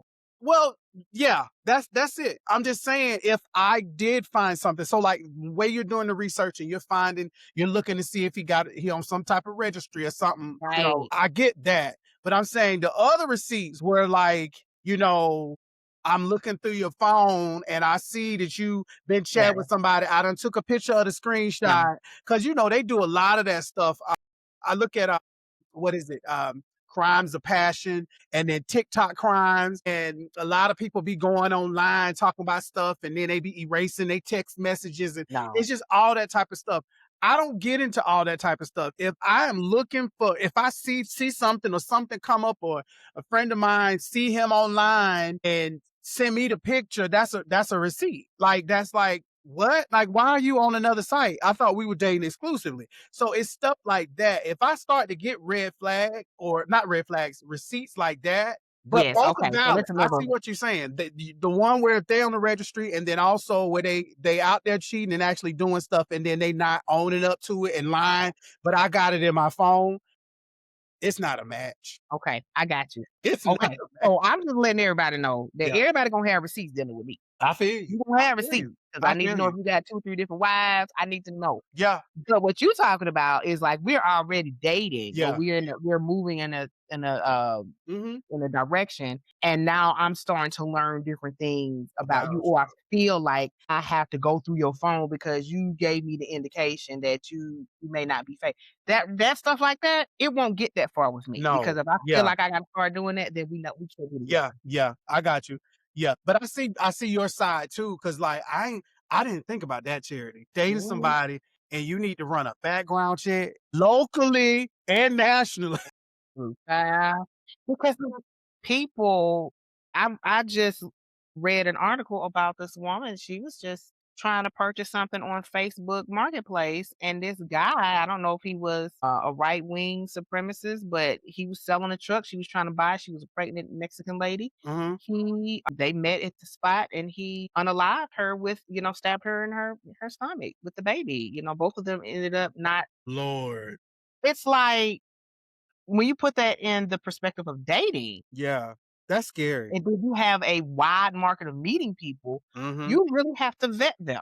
You do, And I you don't really feel do. bad about vetting them because I told you, I'm I'm over here. I got security. I got protection now. You got I got Imma that let you know that that right Smith and now. Wesson. But then I have to move differently because, I don't wanna date a whole bunch of men and bring them around my child. But if I bring you into my space, I got to Who do my you due are. diligence in Yeah. vetting you. But then I guess too, it's like when you do that and stuff is not documented and you don't find out, like that's scary to me. Yes. That's so scary to me because I'm like, that's another level of like vetting you gotta do, but Yeah. that is valid in this day and age. Necessary. It's not Oh my God. It's, because you could be with somebody. Because I remember, what was it? There was a guy who had ended up, it was, as you said, same gender loving couple, but they were same gender loving couple. And the guy was over at the dude's house. His boyfriend came home. So he was messing around and the dude just came home and he didn't kill the guy, but it was a huge not exactly altercation. Like folk went to jail behind it. And I'm just like, why would you include me in some stuff? I don't know right. nothing about this dude. He mad because he think you sitting. Now this didn't happen to me. Okay, this didn't happen to me. But the fact of somebody putting you in a situation where they're cheating and you don't know nothing about it. See, but that's that type of love that I'm looking for right there. Yeah. You refuse to place me in a position Mm-hmm. to be in Compromising. danger, to compromise my Mm-hmm. health, my well-being. Yeah. For me, that's a sign of love. Like Yes. I don't want I'll get in the front of danger for you because that's Yes. how much I And value you. vice versa. That's what I'm looking for. Yeah. I'm looking Yeah. for that. Yeah. I want you to know this up front. Yeah. Look, I got locked up. Mm-hmm. And this is what happened. Yeah. And I wanna let you know this because or I was in a relationship with someone that, put my bush is on fire and the house got caught on fire. So she's a little, she a little Yeah. throw. Oh, Allow me, to make a let decision. me know these things so I can make a decision Yeah. whether or not to be a part of that. Yeah. I agree.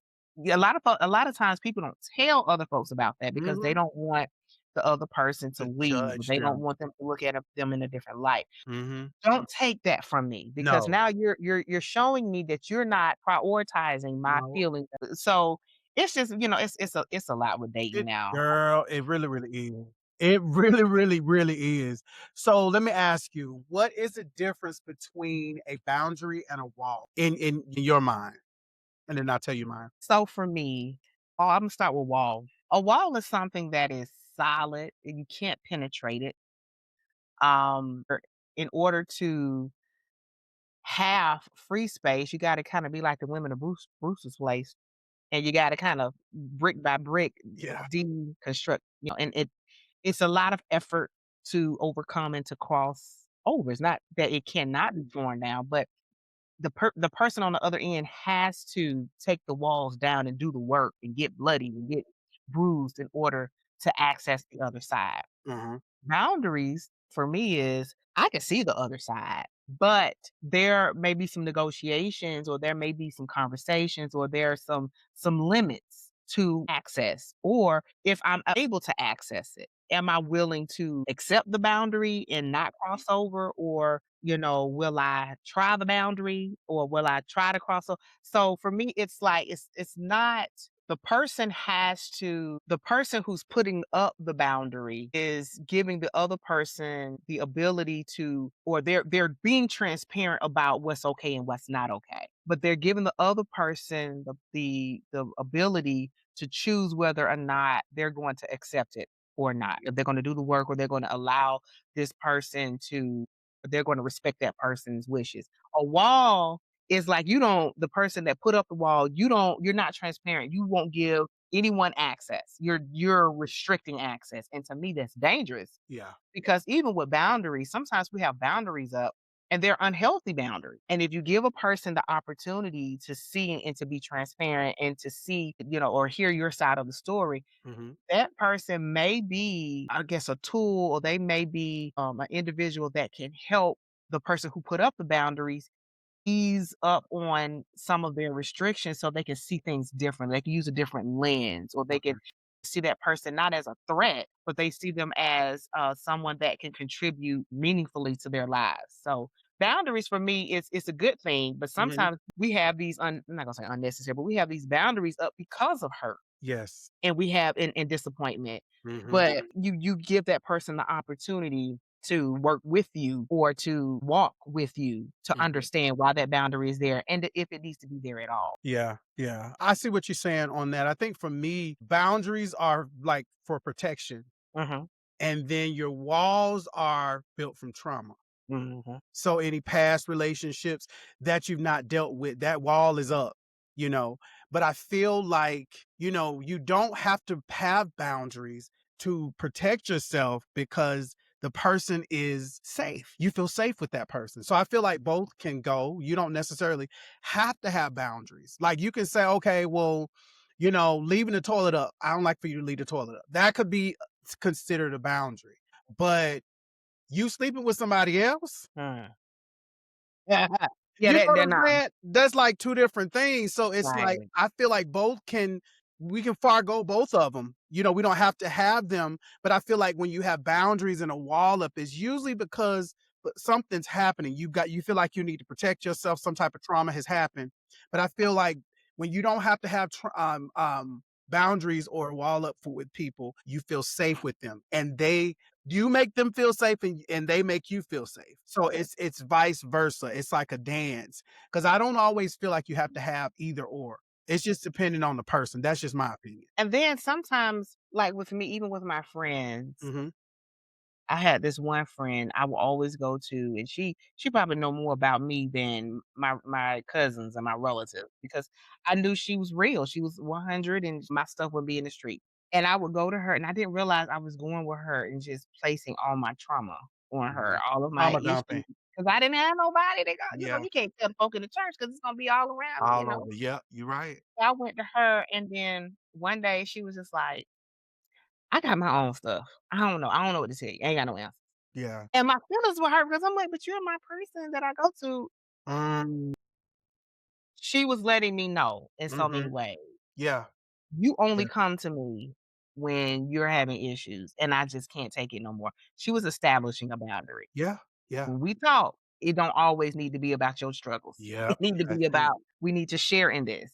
Right. And even though we never had that conversation again, I had to sit with that and understand the type of person she was and what she was going through and respect her, just her even voicing that, and I understood that as a boundary, like, okay, I Mhm. respect her that she even Brought it protected up. herself like that, and I Mhm. need to learn how to do that because people do it to me. That's why I'm doing it to her. Yeah. Yeah. So, for me, those boundaries are, you don't even have to say it's a boundary, but you understand, like, this is, I can't cross this with that person. I Yeah. have to respect that person's humanity, and this is how I do that. Heard somebody say, and I can't remember where I heard it, but when I tell you my boundary and you respect it, that's gonna pull you closer to me. Mhm. But if I tell you my boundary and you get offensive, you don't care about me. You know what I'm Right. saying?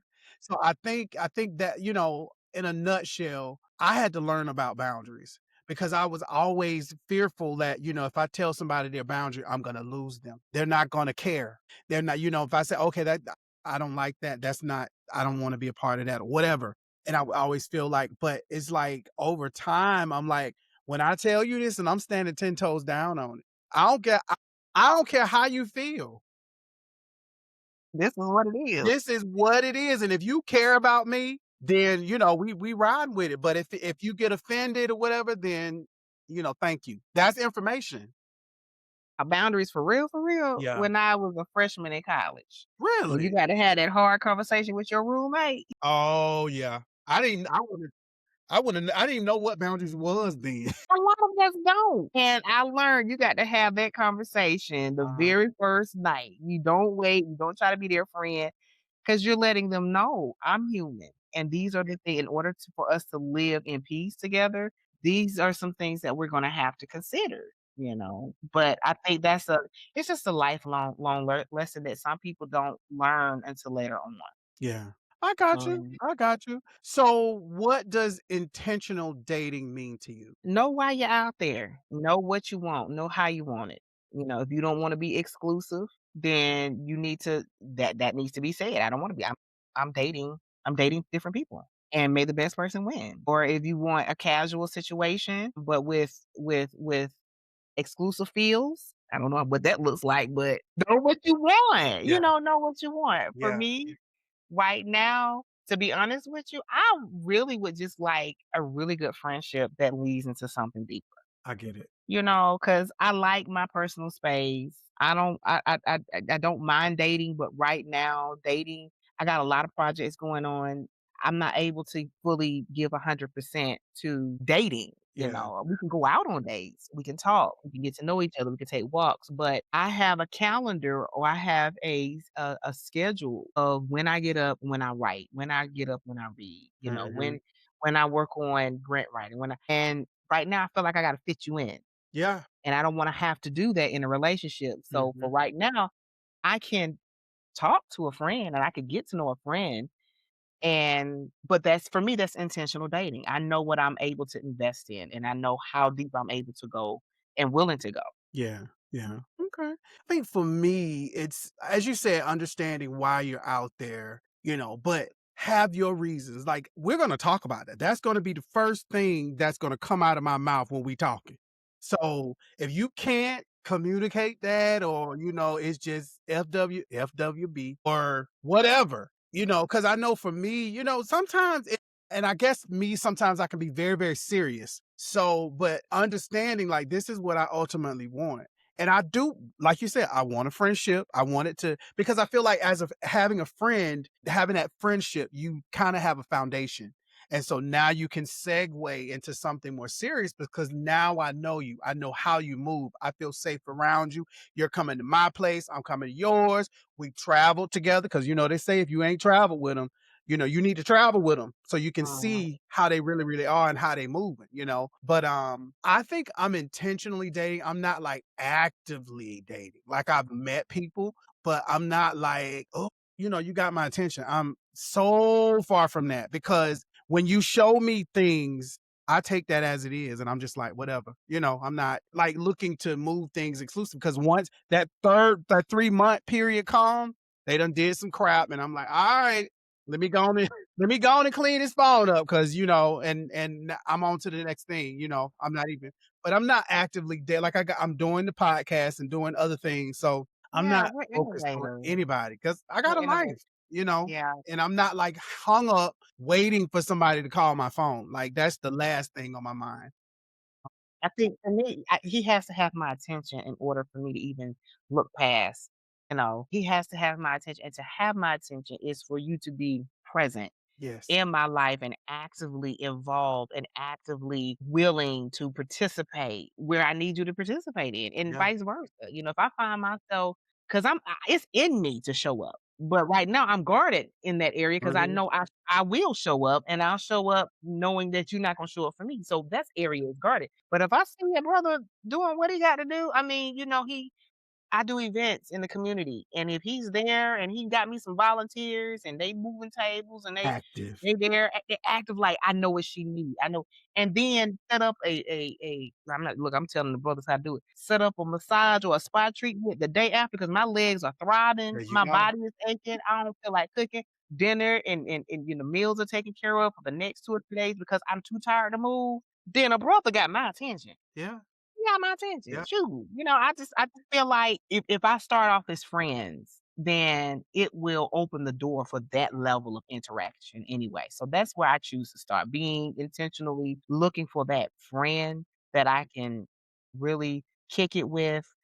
And what's funny is a lot of guys I'm starting to learn that I have communicated with on the apps, they don't, I don't think they want that. Because Mm-mm. this one guy, he was like, "What are you looking for?" And I told him, I said, "Somebody I can kick it with, somebody I can cook with and gossip with, and somebody you can go on trips." He said, "It sounds like to me you want one of your girlfriends." And I was like, "No, Yeah. you ain't never gossip with somebody that you love, your significant other. I Yeah. mean, it's Yeah. just another level of connection. Mhm. Like, child, did you see what Yeah. honey, I did Yeah. you just got A that friend. bond. A Yeah. Yeah. friend But like you said, some guys may not want that. Like you that said, they be that's you whispering it. because that's what I'm thinking. That's Yeah. what everybody want. No, because I feel like I have guys that text me and they want my attention. That type of thing, but they don't want the responsibility of Calvin and dating Calvin and giving Calvin the type of relationship that he wants. They want to give you what they want to give you. You gotta And help her. that's not gonna work. Like I definitely want to be friends. But if you don't know how to communicate and there's things lacking, it's like I'm Yeah. not teaching a grown man how to communicate. I'm not Yeah, teaching a well, grown man how to be considerate. I'm not teaching a grown man, how to think of me. That's the last thing I'm gonna do. And I have some friends that disagree with me on that, but I'm not. I need you to come to the table with your fork, your spoon. You're not using my cup. You coming with all of your things for your side of the table, and I'm coming with mine. But a lot of times they barely got a plate. And I'm not talking financially, I mean consideration. right. Like that genuine consideration. When I text you in the morning and I say, "Well, good morning, how you doing?" And you text me GM, red Yes, I flag. have fun with that. Red flag. You don't think enough of me to even write the full word out, or Well, I have an amazing day and you say, "Thank you." hit that light button on. No, girl, you about to make me cause this says I don't care. Good luck. I do that purposely when I wanna be dismissive. That's what I'm saying. So that's what I think it is. So when I see that, I'm like, you don't really care. So I'm like, okay, Mm-mm. cool, fine. I'm But living. I'm not finna, oh, you need to do this. But like if we're talking and he says, well, how do you want me to, what is romance to you? Like how can I be more romantic for you? Are we having that conversation? Now that's different. But So the ability, because there's a difference with coming to the conversation or coming to the relationship with a set of skills. yes. But then I don't have a problem with helping you to tailor those skills to Okay. my I like liking. that. I like that. But if you come to the table and you 45 plus and you don't have the skill set, we're gonna have some challenges there. I'm not trying to inform you of what the skill set is, Look, but I can help you to tailor the skills to my life. look, here come what I supposed to do. They're like, well, what is that? Click. No, no, no, So I can't help I you. You can't. need to go talk to a 25-year-old. I can't help you. No, We ma'am. good and grown over here. Yeah, I need you to be able to tell me what it is you want because what I require is different from what you require. And I like the difference, but be able to communicate that and know what it is you want. If you don't know, then I'm gonna catch hell trying to even meet that. Right. So for me, I tell you a flaw of mine. I live in my car. I've always been that way. Really? Live in my car. So I don't my car is cluttery. It gets cluttered very quickly Yeah. because me and my child, we eat breakfast, we eat, dinner sometime in the car, and the back seat is worse than the front. Okay. Some men have been taught you could tell a woman how clean she is by how she keep her car. Now, for me, that's a fallacy, especially if you have kids, and especially if you are a single parent. Prioritize the maintenance of my car over the cleanliness or the physical aesthetic of the I get car it. Mhm. because the car got to run. So I'm like this, look at the engine, see how often I send it to get maintenance and how long I've had the car and judge me off of that Mhm. because I have kept this car up. It's running. I haven't had no issue. Now, if you want to help me, I don't and I told this one guy I was talking to one time, because that was his whole thing. If you have a dirty car, if your car is cluttered, that means you just a dirty one. No, that's not true. And I'm not gonna prove anything to you by inviting you over my house because I don't know you No, like that. not at all. But if you want to help me to Mhm. organize it, I'm open Mhm. because I can be better at that. Got But it. I just haven't prioritized it. Mhm. So he did good by setting up a date for us to go to the car wash and, get the car together and wash it. It was really good. He had some other issues, but I said all that to say this. All of us got challenges, Yeah. but I came with the skill set. Now I'm willing to tailor Yeah. I to like your that. liking because that's something that you are bothered with. And although I don't think it should bother you, it bothers you. And I want to try to make this thing work. So I can make some necessary steps to Yeah. try. Yeah. But don't come here being no general and going off Come on now. and you know what I'm saying? Don't do that. Don't be trying to, don't do that. I had a former friend that she likes for a man to tell her what to do and be the man and I'm like cuz there was one example that she gave. She said that there was a before they would go on dates, she would send her picture to him to show him what she was wearing. And I was like, that's insulting. Whether he liked it or not. I don't know what it was. I guess he didn't like how she dressed or something. And I'm like, that's insulting, first off. But she didn't feel it was insulting. But she was the type of woman that likes for a man to take charge and whatever he says goes. And that's that male centered woman stuff. I'm not gonna cuss. That Yeah. just I could grit my teeth to dust when I see that because I'm like, baby, you put this man in the center of you and totally disregard the fact that he's insulting you. You don't even have to put. And I'm like, yeah, The challenge of that though yeah, is that is not a transferable skill that you can no, transfer into every relationship. So no, if that's okay with you, mm-mm, then okay, I like it. If you like it, I love it for you. yeah, But if you come over to this, you cross over to this side, because remember that threshold of peace, that's gonna interfere with my peace. yeah, If I that's got to it. show you pictures, so if y'all don't make it and he come over here thinking that that's something normal, we got to have us know that's not gonna work. So it's a lot of stuff that we are taking on as people in relationships, and we are normalizing this behavior because of the way that we were reared or how we Mhm, understand yeah, male and female roles or dominant and non-dominant role. It's a lot to unpack. Just know that some things are not transferable. yeah. I totally get it. But like I said, understanding how the person is, like I need you to understand if I am sitting here pointing out stuff that you're doing all the time and you have no idea that you're insulting and that you're Yeah. rude and mean as a rattlesnake, it's not my responsibility to point those things out to you. Now I'm a babysitter. I'm your counselor. I just want to date you, but there's so many things that keep coming up and no. It's not a match. I'm sorry. Yeah, it's not gonna work, sir. I'm Look, go sorry. forth and be great. And I'm not gonna argue with you. No. No, I promised myself a while back, I'm not gonna argue with nobody, 35, Mhm. 40, I say 40 and up. Once there's a disagreement and I get silent, it's not that I think you're right and I'm staying in my place, it's that I have disconnected from the conversation Yep, that and part. I'm allowing you to be right in your own space so I Mhm, can maintain my peace. Because one thing about that 40 plus age range, mhm, if I argue with you, you already think that you right. Because if you making money, you got a 401k, you done already made mhm, decisions, you got this, mhm. that going on. So you think that you're right. What do I look like going back and forth with you? So I'm gonna do politely get my stuff. If I'm at a restaurant, I'm gonna tell you thank you for the meal. You be well. Because I'm gonna go. If I roll with you, I'm catching an Uber.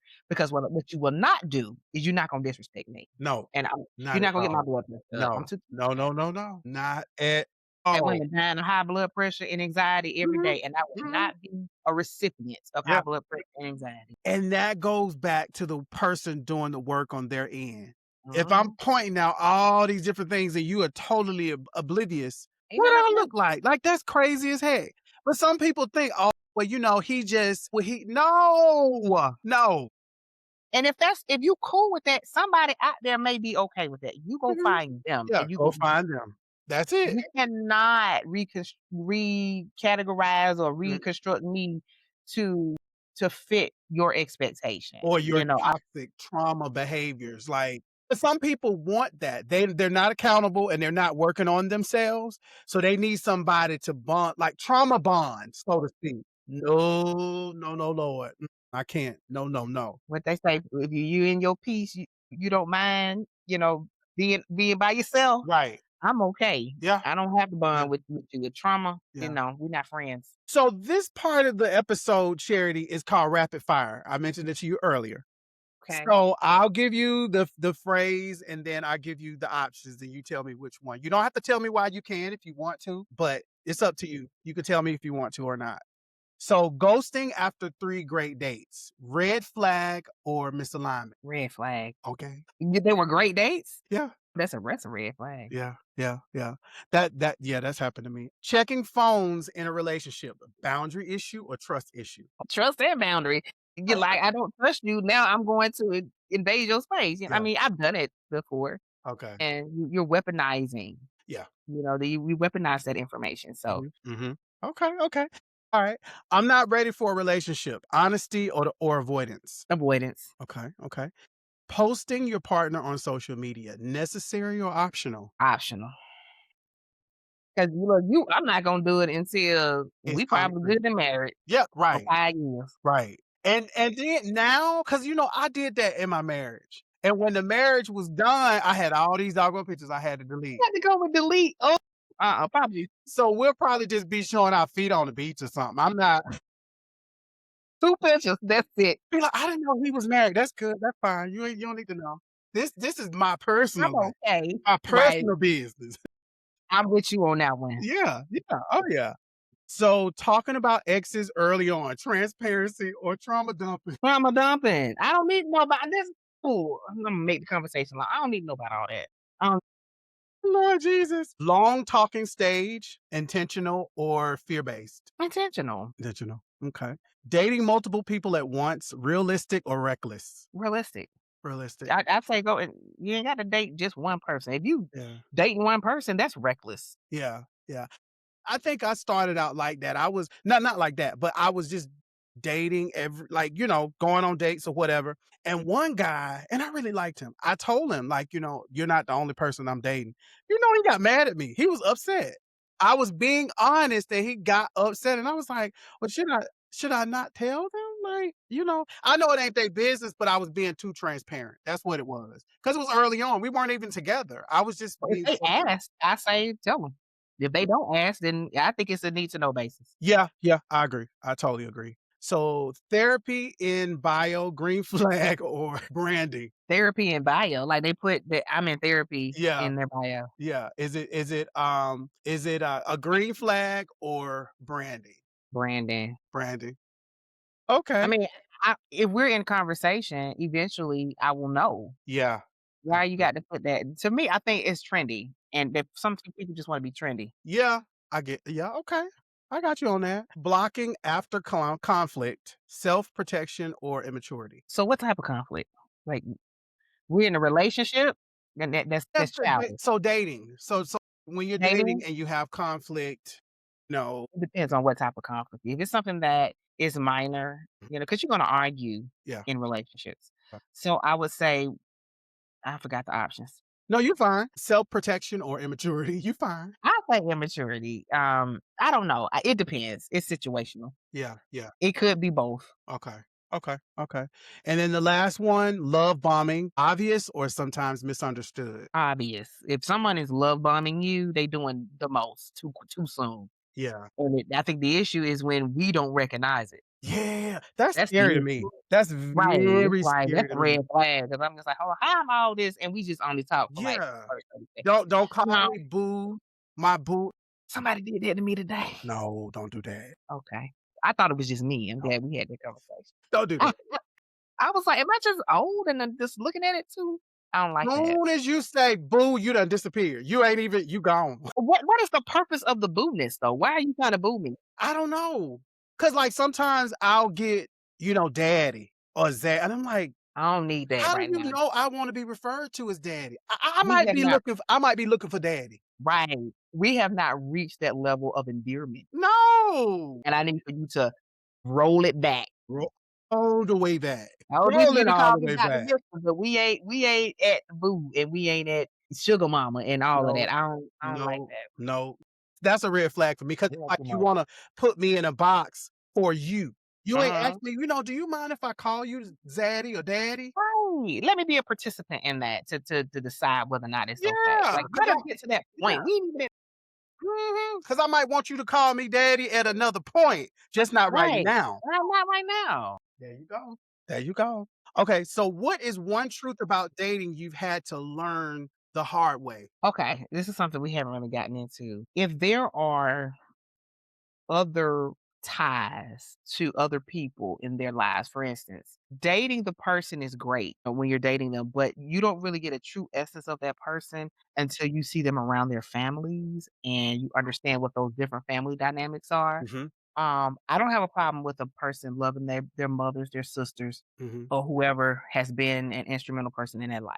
Okay. But if there are some incestual emotional ties there that I cannot explain where this person has to, run everything by this individual, and it's not just the parents. Some of these have been older sisters or Mm, sisters that they just have these relational ties to, and you don't vet that as well, it becomes problematic because when you start getting serious, those relationships may play a role in making or breaking.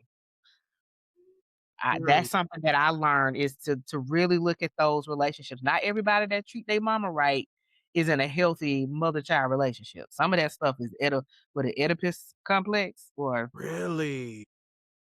Wow. it gets strange, especially within, and we don't talk about that as much. No. But in the Black community, we have this priesthood concept, especially within Black churches, Mhm, where you protect the priest, you protect the young male, and the girl is understood as the potential Jezebel. So you have these different dynamics that are mhm, at play when you enter into these relationships, and mhm. you don't even know you're coming into these, protective style Wow, I never thought of that. categories, and it can make a break. So that's a whole nother conversation, but I'm doing some research on that. Wow, I never even thought about that. And that Because was my story. so you're saying, like, the mom and the son could be very close or too close emotionally, and it could be toxic or traumatic or whatever, Yeah, and and manipulative. And a lot of relationships have experienced that. And it could be the yes. father and the daughter. Yeah, yeah, that is Where, true. that's my baby girl, and I'll do anything for my baby girl. And, well, Mhm. my daddy does this, my daddy, and that man who's in her life or that person in her life can never live up No. to that expectation. And Yeah, if that person is gonna be in your life, you gotta give that person room to be present fully and who they're and gonna be in your who life. they're gonna be in your life. Yeah, I So get that's that. why you say when you meet your spouse, it makes sense to me. You cleave to your spouse. To You your spouse. I cleave to your agree. mother. Eventually, that mom and daddy, they're gonna leave the picture. And Yeah, who are you gonna have? Where are your yeah, loyalties? How have yeah. you invested in Wow, Terry. your own? Yeah, that's a whole nother episode too, or a book. Yeah, for sure. Okay, so we're coming down to look, come around the mountain. Okay. So, what does accountability mean to you now? Owning the hard stuff. Yeah. Seeing it within. It's not just me expecting someone else to be accountable, but I got to be accountable for my part. Mhm. And knowing that the decisions that I made are not mistakes. Mhm. It's a part of my journey, and I accept my journey as is and move on, do better, be better, and allow the other person, although you didn't make it together, Mhm. allow them to do them. Yeah. And just be fully who you are in another relationship, and hopefully that relationship will be a better situation. But just owning who you are, owning taking ownership of your responsibilities, and being better too and with someone else. Yeah. I think for me that word accountability is just a beautiful word for me. If I meet somebody and they're accountable and I don't have to point nothing out to you and we can just be together.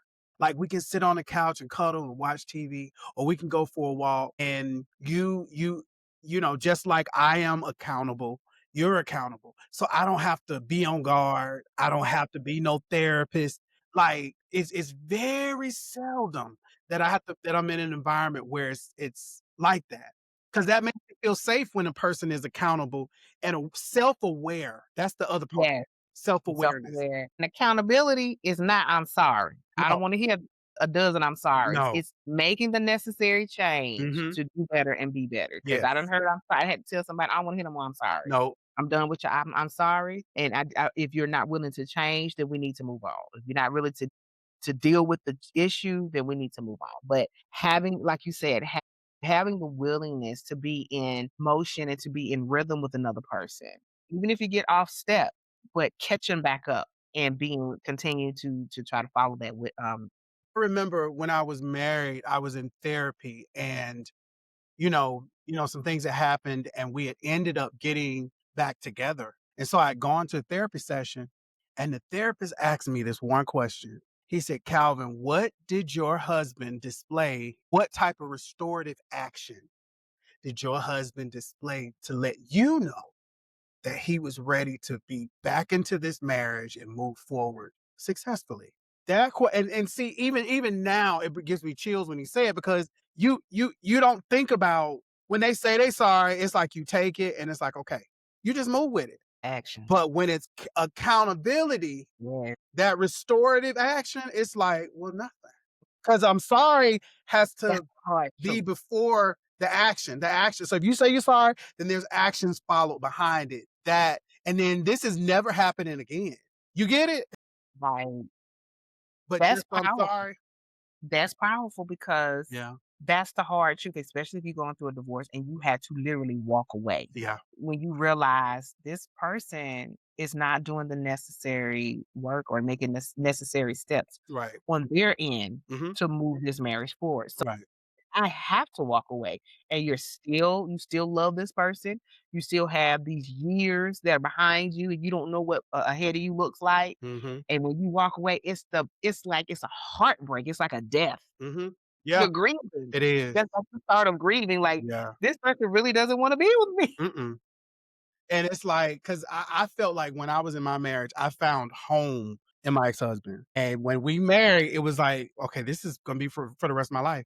I know how he can be, he knows how I can be. Yep. But this is what I chose. But it's like at some point, it's like you realize, okay, he wants the divorce. All right. All right, okay. I'll give you what you asked. So all right. So we're getting to the closing out of this. So tell us, how we can get in contact with you via social media, whatever you want to share on that. Well, in these here high political anxiety climates, Mhm. my social media platform is available, but it ain't open. Okay. You got it So, private. Okay. what I do, it's private, but if you submit a request to my Instagram, Hmm. send me a message and let me know how because I have to, You got My a life, filter. You got a I filter. got a filter, I y'all, and get it's it. I nothing get on it. y'all, but Mhm. yes, but you can reach me at Love Star Cares on Instagram. Facebook, I got a little tighter because of, of the climate, but it's easier to reach me on, Instagram at Love Star Cares. Okay. Okay. All right. So what do you have coming up, Dr. Ooh. Charity Mitchell? Look, I made a commitment to myself this year, and I try not to do resolutions, but I had to do some planning and prepping and strategizing this year. So Okay. I have several projects that I'm working on and that I had to prioritize that I made a commitment Mhm. to finish up. So I'm working on some projects.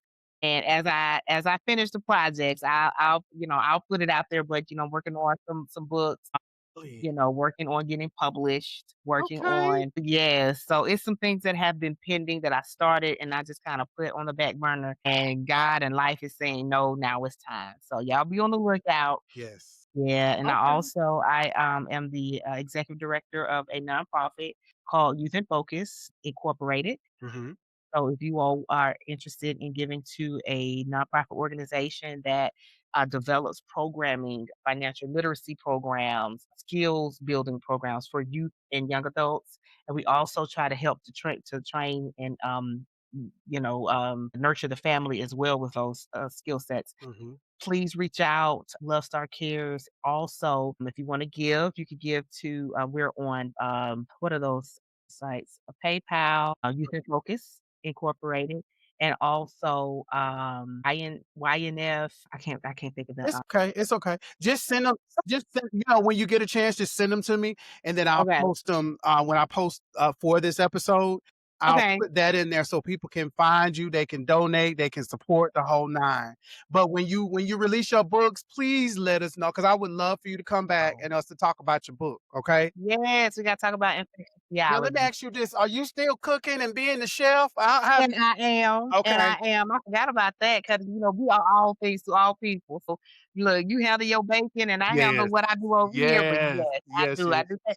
But see, what the beauty of it is that when I have space and time to do it, I invest more in that area. Yeah. But if I don't push it. I'll do Yeah. more content on. Okay, this is what I'm cooking this week. This Yeah. is what I'm doing. Yeah. But when I tell you when it needs to show up the way it shows up, God does Yeah. what God does. So, yes, Amen. I'm still catering. I do Amen. small events and small catering scene. Okay, okay, and definitely include that too, because I wanna make sure, I need better. the people know about that as well. So, just to let everybody know, we love for you to give us feedback about our episodes, the Painfully Honest Podcast. We built the Painfully Honest Podcast so that we could help make other people's lives better. So, if you found anything from this conversation that was, enlightening or whatever, we want to hear about it. We are on all your social media platforms as well as Spotify, Apple Podcasts, and Amazon Music via audio only. And yeah, we're gonna go ahead and close this episode out. Charity, thank you so much for just saying thank you and coming and doing this conversation. And I knew it would be that way because we had talked some time ago. Remember about us having a conversation. And Yeah. I didn't realize I was manifesting that then because the podcast didn't even exist. It was just We an was out in the idea parking then. lot. Right, in the parking lot. So I'm thankful to God that this conversation happened. Yeah. I don't want to take up all your time, and I know you got a life, so I'm not gonna hold you any longer. But I definitely want to say thank you for coming and spending some time with us. Anything you got coming up that you want me to support, let me know. We'll put it out. Come back, talk to us. Anything, just let us know, and we're definitely gonna have you back for sure. As we close this conversation, sit with this. Dating in the age of red flags and receipts require more than discernment. It requires courage. The courage to examine your patterns, the courage to stop weaponizing therapy language, the courage to admit when you might be the red flag, the courage to heal quietly, and the courage to love without auditing every move. A heartfelt thank you to Dr. Charity Mitchell for bringing clarity, depth, and intentionality to this dialogue. Your perspective gave us substance, not just commentary. You reminded us that emotional health isn't a trend, it's work. And we're grateful for the wisdom that you shared. This conversation wasn't about dragging modern dating. It was about refining ourselves within it. Receipts don't replace self-awareness. Red flags don't replace discernment. And healing isn't a performance, it's a practice. So before you screenshot the next text, before the group chat debrief, before you label someone, ask yourself, am I dating from fear or from readiness? This is the Painfully Honest podcast. I am your host, Calvin Payne. And until next time, stay honest, stay accountable, and don't just look for the red flags. Look in the mirror too. Peace.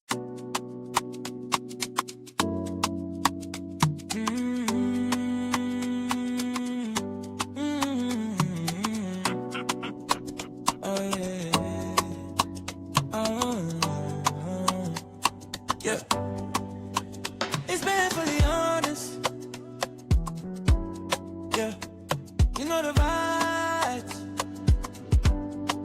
Welcome to Painfully Honest. Yeah. You know the vibes. It's painfully honest. Welcome to Painfully Honest. It's painfully honest. Welcome to Painfully Honest. Yeah. You know the vibes, painfully honest. We lie, painfully honest. We ride, painfully honest. We vibe. We gon' get you right. Gon' get you right. Yeah, you know the vibes. Gon' get you right. Yeah, you know the vibes. Gon' get you right. Yeah, you know the vibes. Gon' get you right. It's painfully honest, painfully honest. Welcome to Painfully Honest.